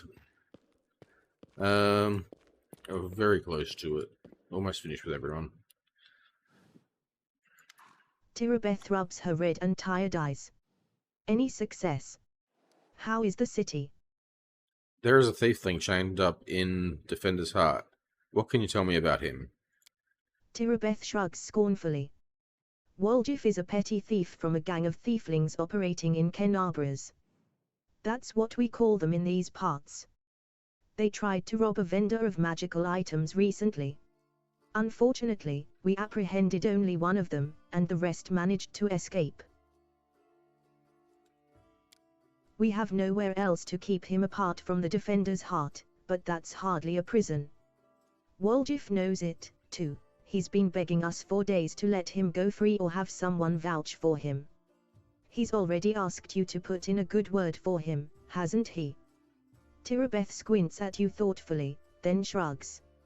If you want to recruit Woljif and put him to good use, go ahead and take him off our guards' hands. We can ill afford to let a soldier spend their days watching over a middling thief. I hope the 2Fling proves useful, should you decide to take him along. Tiefling. Oh, Tiefling. Tiefling, go. Tiefling. Right. I have to go. Go. May Mayday keep you safe. Alright, now I should be able to get this bloke. And not sure what his intellect is. Not, that'll be someone else. Well, Chief, what do you got for me? I talked to Irabeth and I've decided to make you part of my troop. We'll see how it goes. You must be a smooth talker. Come on, Delvin, get these bracelets of yours off me. I'm going free. You're sure to regret this. This tiefling will fleece you for everything you've got. Mark my words. Probably. You're a bitter little man, Delvin.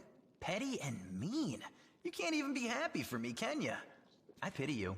I'll leave you alone with your sad little soul. So long. And now, Chief, straight down to business. You see, I'm one of those guys that people around here call Tieflings. We just call ourselves the family. After we knocked over that shop and I got stuck here in the Defender's Heart, a little bird told me that big sister Charisme wanted to see me. That she had some questions to ask me. You following? Now, she won't be asking me questions like, Woljif, how'd you manage to get out of this one? Or, Woljif, you're so thin, didn't they feed you? No, something serious has gone down, and I just know they want to try to pin something on me. I can feel it in my tail. So, I knew right away that I couldn't go alone.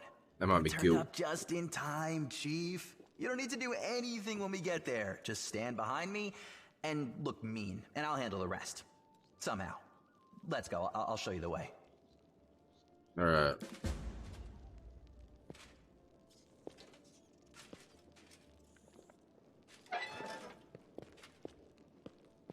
Alright, Mr. Tiefling. Mr. Woljif. I have to talk to you as well, won't I? And possibly level him up.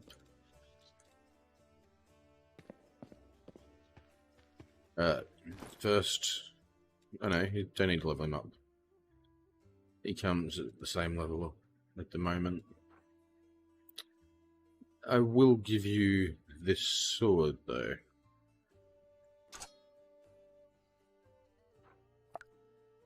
Ah, what?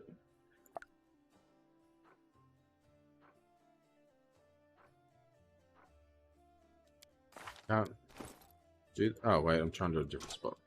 Yeah. How much difference is that?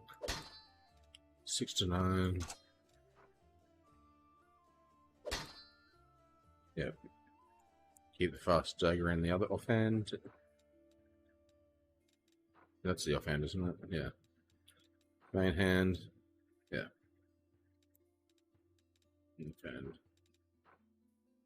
They've got a masterwork dagger as well. Put that on his. Oh, was the other one masterwork? Oh, it was. Okay.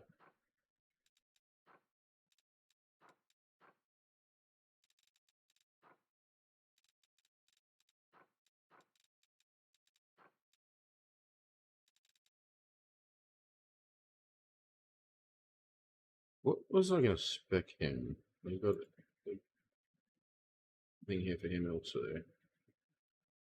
So going to put him as a sectionist. Alchemist and rogue still a bit.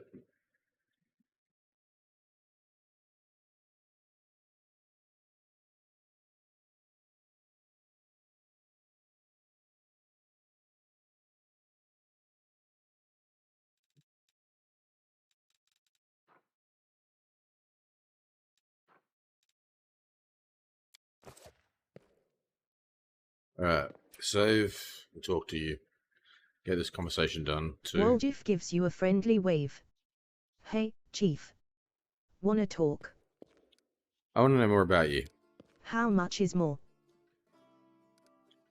Are your family Tieflings too? My family. It's an interesting story, actually, but I don't tell it to just anyone. My father and mother had a bakery. Their life was great, but the gods never blessed them with any children. One day my mother went to the river to wash some clothes and saw a basket floating downstream. Inside the basket was a baby, adorable and chubby and fast asleep. It was yours truly. In my hand was a note spritzed with expensive perfume that said, "Take care of my little angel." My mother brought me home and she and my father realized right away that I was heaven sent. They raised me as their own. When I turned 15, my mother showed me my baby blanket. It was embroidered with the coat of arms of an unknown kingdom, all in gold thread. Ever since then, I've been looking for my real parents. But it's not easy, traveling takes money. So if you have a few gold coins, I'll pay you back as soon as I find my real family. I give you my word. That doesn't sound very believable. Seriously. Usually everyone just believes everything I say. People love stories like that, you know, a cute baby, a basket, a blanket, what's not to love? They look at me differently, as if I'm worth more just because the sheets I spit up on might have had a fancy coat of arms on them. Woljif laughs bitterly. If I was really a prince, I wouldn't be sitting around here, I can tell you that much. I'd have already gone to take what was rightfully mine. And then I'd come back with an army, so I could watch the guards and merchants who pushed me around all my life bow and scrape before me. But that's not gonna happen. Wanna hear the real story? Sounds a little bitter. Sure. The true story is boring. My family is human, both my father and my mother. They used to live in a village nearby, I forget the name. When my ma had me, my old man got so mad, he almost killed her. Pinned her to the wall and started asking questions, like why his son had horns and a tail. Well, my ma told him that her mother, my grandma, used to fool around with a demon. When he heard this, Daddy Dearest got drunk, trashed the house, and then took off. It was the grandmother, though. What? Didn't trust it, maybe he didn't, who knows. I don't remember any of this, of course, my grandma told me. Yeah. I was about 3 years old when my mother brought me to Kenabras and left me with my grandma. She said to her, "You and your demon have ruined my life, now you handle him." Then she left. I haven't seen her or my dad since. She did leave a blanket though, that part was true. But my grandma burned it because it was infested with lice. It wasn't even good enough to use as a rag. Mm-hmm. You think after all that, my grandmother saw the light, felt rightly ashamed, and kissed my horns? I wish. Woljif grins nastily, his yellow eyes flashing. People used to give her trouble for fooling around with a demon. She wasn't welcome anywhere, so she got angry.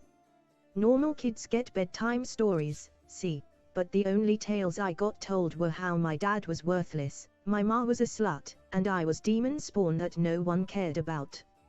She only kept me so I could help around the house and steal things she needed. So that's the truth. That is shaming. Bloody hell.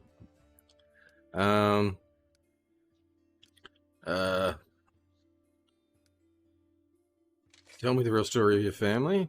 The true story is boring. My family is human, both my father and my mother. They used to live in a village nearby, I forget the name. When my ma had me, my old man got so mad, he almost killed her. Pinned her to the wall and started asking questions, like why his son had horns and a tail. Oh, wait. I don't remember any of this, of course, my grandma. That was already You what we think said, after okay. all that, my grandmother saw the light. How did felt- you become a thiefling? Woljif grins happily. I already was a 2Fling, and life made me a thief. I've been in this business since I was a kid. My grandma used to say, if you don't work, you don't eat, and she gave me as an apprentice to Yijo, a 2Fling neighbor of ours. He was a cunning old geezer. He knew how to take a purse off somebody's belt, how to cut open bags undetected, even do some magic. I used to climb through basement windows and open doors from the inside while I was still small enough. And when I grew and stopped fitting through the windows, I decided I was done with my education.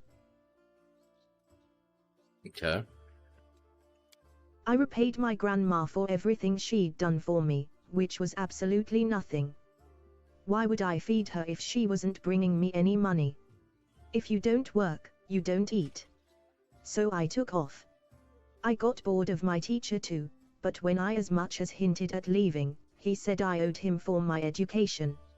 So I just nodded, and then I joined the Owlbears, the gang that ran our district, and told them that Yija was working their territory.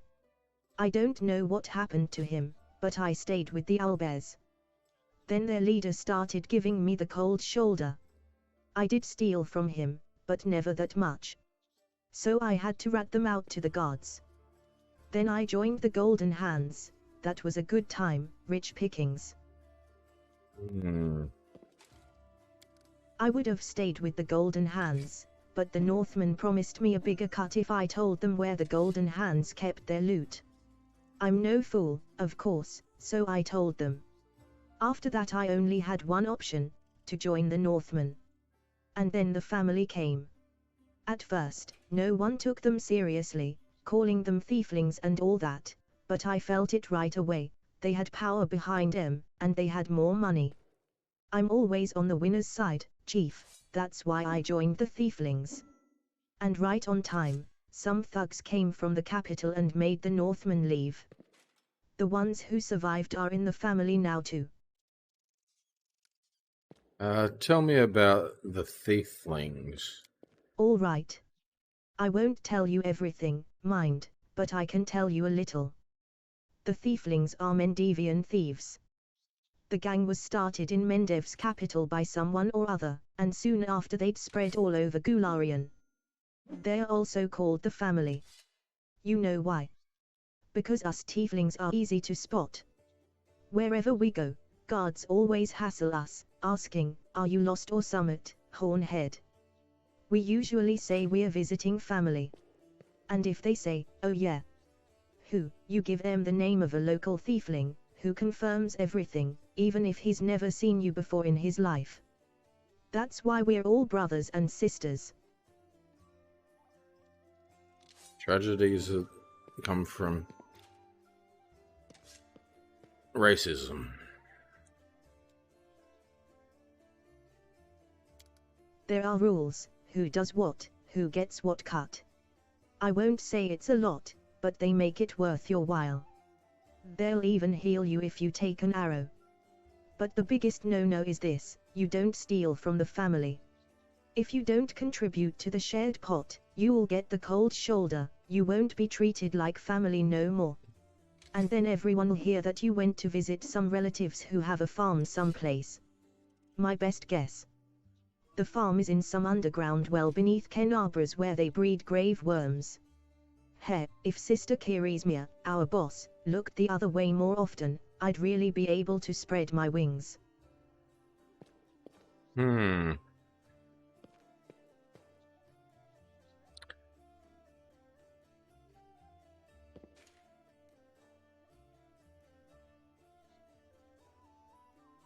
Someone from... Yeah, we'll say this. Stealing from someone you call a sister, that's low. Birds fly low before a storm, I'm just surviving as best I can. Woljif fixes you with a look. Imagine the situation, Chief. You're 7 years old, you come home, and your own grandma, your family, is lying there drunk, and there's no food because she got wasted in the morning and didn't cook anything. And you know that she has a stash under the 3rd floorboard. You take this money so as you don't starve to death. And then, when she wakes up, she beats you because you shouldn't have taken it, you should have stolen some food, you're a waste of space. That's something you can never understand, Chief. You only care about moral choices, you always know what's right and what's wrong. Brother, sister, grandma, mother, in real life, they're just words.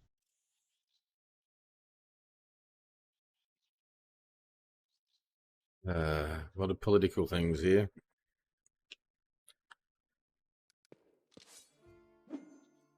Lots of things wrong with society. Blame the Queen again. What do you think of Kenabras? It used to be such a hole, then the Crusaders and refugees came here, and things started looking up. Although it depends who you ask, I suppose, which is better steer clear of here, because Iomaide's followers are ferocious. Especially Hulrun Chapoke, the local inquisitor, he's a tough old goat. I didn't see it myself, but a serving girl at the tavern told me that her second cousin's son from his 3rd wife is a paladin, and he said that Hulrun takes an unsheathed sword with him even to the privy, and when he sleeps, he puts it on the pillow next to him, and when he's in his cups, he strokes the blade and whispers sweetly to it, "You are my one true friend, you are the only one I can rely on." Yeah, we're gonna have lots of problems with this hell run. Guy. Tirabetha's given us a hard time too, you as much as look at some nice little bauble, and before you can think of taking it, before your fingers even twitch, she's coming for you, with her nostrils flaring and her fangs glinting. Scary woman. Yeah, lots of them have said bad things about Hellrum. That he's a problem.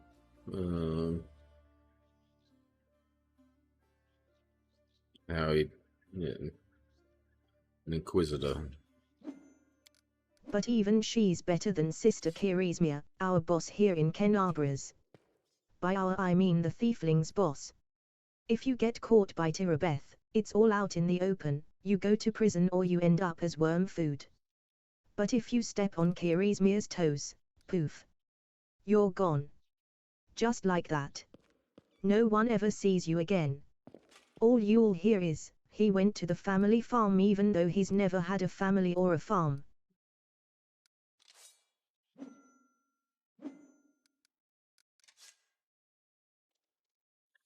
Do you have demon blood in you? Do you feel drawn to the abyss? Woljif's tail whips back and forth nervously, raising clouds of dust. Why, are you an inquisitor or something? What's it to you? If I've wronged you somehow, just come out and say it. Don't ask me trick questions. I was kind of rude to... Yeah, I guess, yeah. Okay. Fair. That's fair. Yep. I know how it happens. I used to know a fella. He was married to the sister of a god. Some shady types got him drunk one night and started asking him suspicious questions about the gods, about the queen. So he wakes up hungover, with a headache, someone's mumbling something, it smells like smoke, and his feet are kinda hot. He looks down, and there's a fire under him, and the prelate is reading out his sentence. Wow. Your shadow looks strange. What kind of magic is that? Ladies and gentlemen, roll up, roll up. No Okay. dark magic, no fraud. A trick without any deception. Woljif snaps his fingers and blue flame engulfs him. The shadow that was previously lying calmly at his feet grows, floating in the air behind him. It is the shadow of a huge horned, winged demon with claws. Tarther. You scared everyone away. It doesn't do anything, it just looks scary. I remember when I was little, an old beggar showed me and my friends how to make shadow puppets. You put your fingers together in front of a light, and it makes the shadow of a deer or a dog or a dove on the wall. I tried so hard, I wanted to make the best shadow, and I did. It just happened. Woljif chuckles sadly. Funnily enough, that's the last time I had any real friends. Oh. They tried to stone me later, screaming at me, calling me a demon.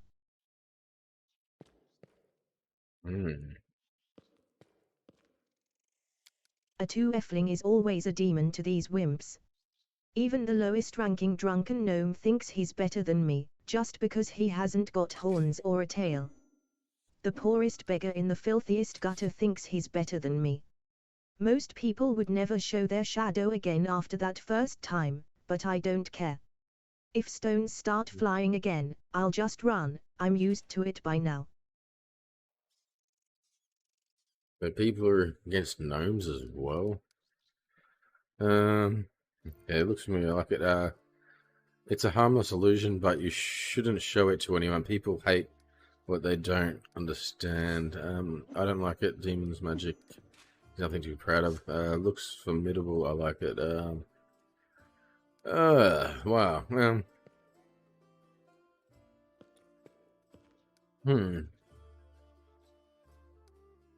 It's a harmless illusion, but you shouldn't show it to anyone. People hate what they don't understand. I guess we'll go with that.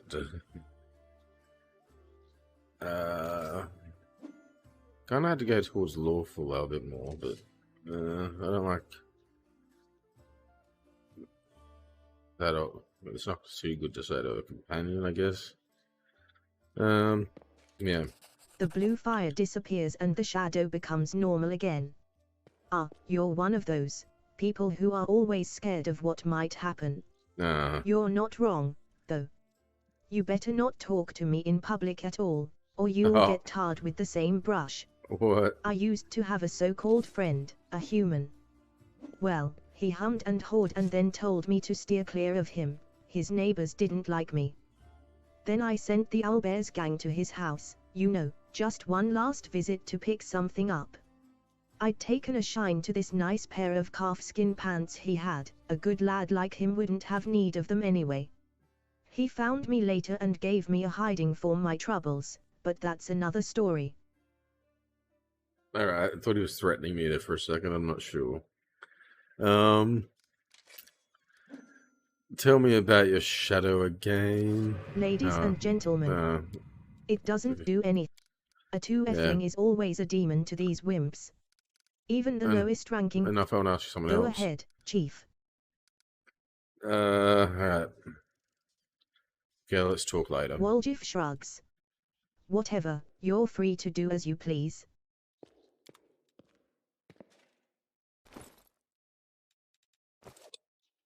What is your intellect? He's got high intellect. It's still only 4 though with world knowledge. Okay. Well, his picture's shown. But no, okay. It's just backstory. I'll try have a look here, but I don't think I can. The elf's pale, beautiful face bears an expression of melancholy. Yeah. Good fortune to you. Okay, we've done everyone here. Did I have to talk to her again? I'll let him out. Tirabeth rubs her red and tight. No. Go. May I, oh may day keep you safe.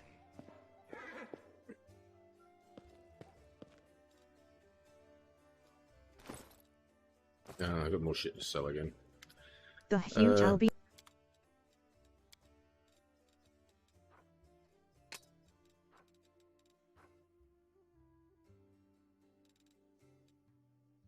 Yeah, get rid of all that junk.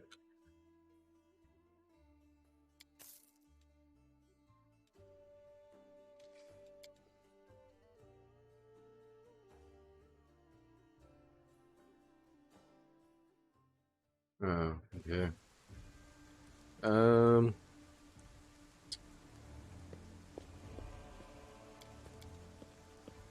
I have to know about this? Yeah, the corruption protection thing, yep. Small loot out here. Alright.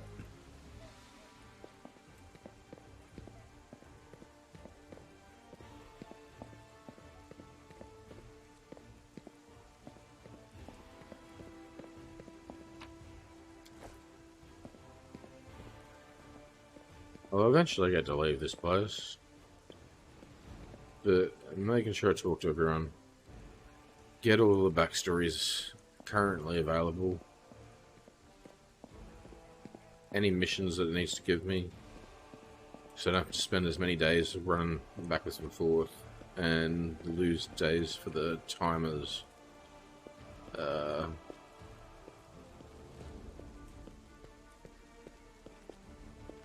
There's timers for a number of quests, somewhat. Looking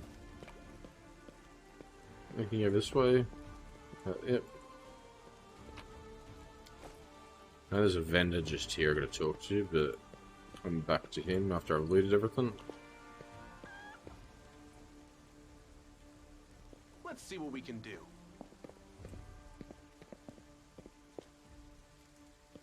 I think get over this way.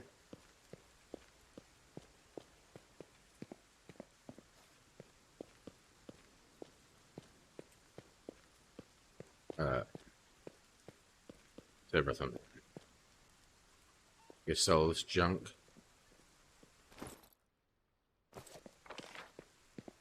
No way, there's someone I missed.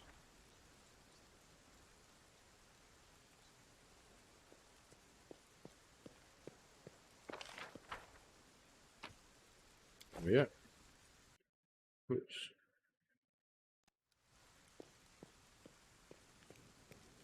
I can handle it. Off the screen I did for a second. That's all that stuff. A grizzled dwarf turns a blade in his calloused hands, carefully inspecting its edge. When he sees you approaching, he sets the blade aside and greets you with a nod. A new face in the city. You picked a good time to come to Ken Arbor's. As you can see, we're in sore need of warriors. Alright, we'll go through this conversation first. Do you know everyone in Canabras by sight? Well, not everyone, but I make it my business to know the people who might need my services. A blacksmith's work isn't just at the anvil, you know. It's hard not to notice your kind. Asimers aren't all that common around here. Apart from Ramian, the prior of the Temple of Desna, a spiritual fellow, if a bit woolly-headed. And there's also that Count something or other, some muckety-muck, not the type to visit a smithy in person.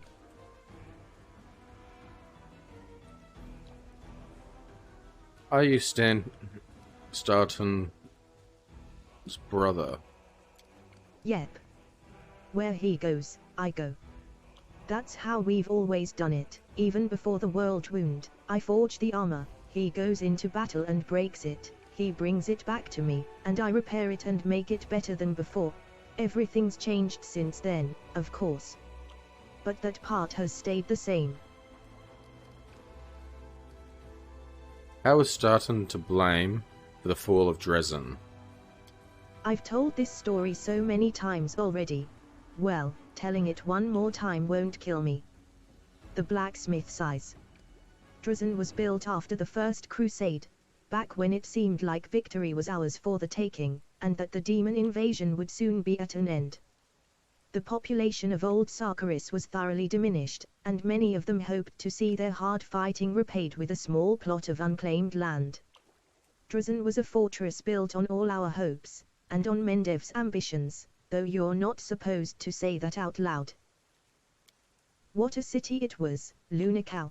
You can't even imagine.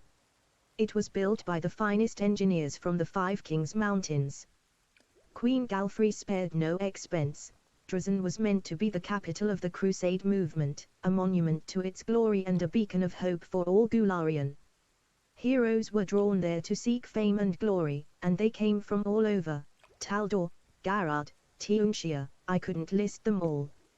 A relic known as the Sword of Valor was kept there, the banner that had been carried into battle by Iomedae herself, back when she was still human. That banner protected the city and kept the demons from teleporting inside its walls. As long as the banner was in its place, Dresden was invincible, or so we thought. But then the world wound suddenly expanded. The demons launched a new onslaught and folk started saying it was time to declare the Second Crusade. Dresden was unassailable, until one young officer was tempted by a beautiful woman. She convinced him that the banner shouldn't be hanging in the city, that its rightful place was on the battlefield. She whispered honeyed words about glory and valor, and convinced him that he could be a hero as great as Iomedae herself. And the poor fool believed her. He rounded up some of his hot-headed friends and carried the banner outside the city gates on an unauthorized foray. The demons slaughtered them within seconds, but for some reason the courageous ringleader was spared. A whole army teleported into Dresden. It was a bloodbath. Joran solemnly shakes his head. As you can guess, that officer was called Staunton. And the woman turned out to be a demon. Not just any demon, it was Minago, that foul wretch. She's given us a lot of grief here in Kenabras too. Just don't ask me what I was doing while my brother was off having trysts with that beast, and why I didn't save him from his own stupidity. The blacksmith gestures as if to ward off the inevitable reprobation. Who could have guessed it would end like this? I failed my brother, that's the truth. I blame myself every day, looking at his plight. So that's the story.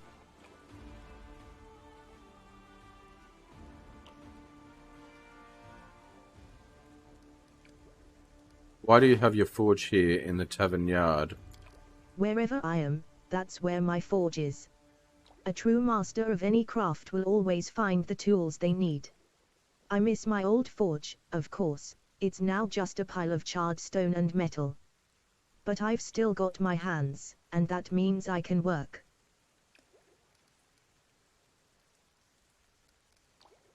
Show residence to Joran. Do you recognize this sword? Do I recognize it? Of course I do. I made this with my own hands. There's my brand, see? The dwarf carefully takes the sword in his hands, gazing at it like a doting father. Oh, Yanil, things have been tough without you. But at least we've still got your sword. That's something. Joran returns the sword to you. In battle, ordinary swords get blunted, they break. But sometimes, a weapon can preserve, I don't even know how to explain it, I'm no authority on these things. But something like, an echo of the deeds done with that weapon. Or more like, the reflection of the wielder's soul. I don't know. I will say one thing, take care of that sword. Yaniel may no longer be with us, but the demons will still remember why they need to turn tail and run when they see radiance. Ugh, the scabbard's all worn. We can't be having a fine sword like this being carried around in this tatty thing. I'll make you a new one, if you like. If the city stands strong and we both survive, come see me again and I'll have it ready. No charge. Okay.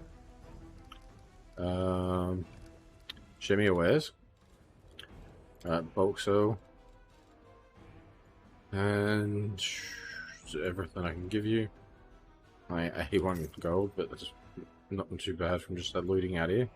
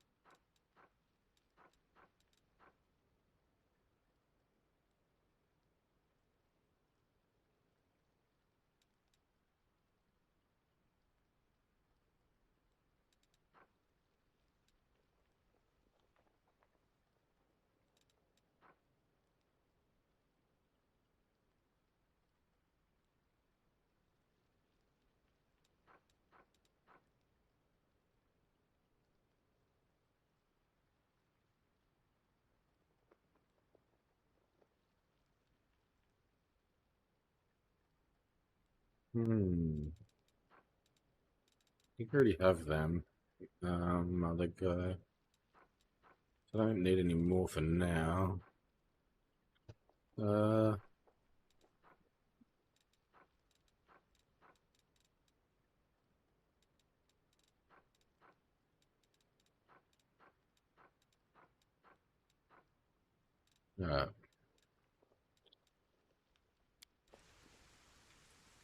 all done. Now, I think I'm going to leave the episode for this one and start the episode for leaving the area now. It'd be probably best, so Beautiful.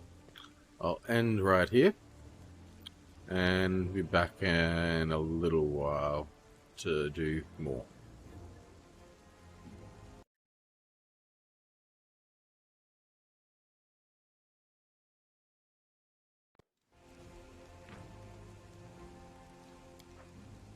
Oops, no, hard save actually.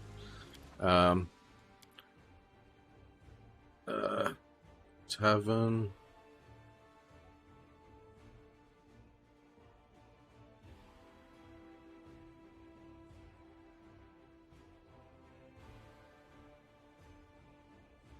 Ready to leave.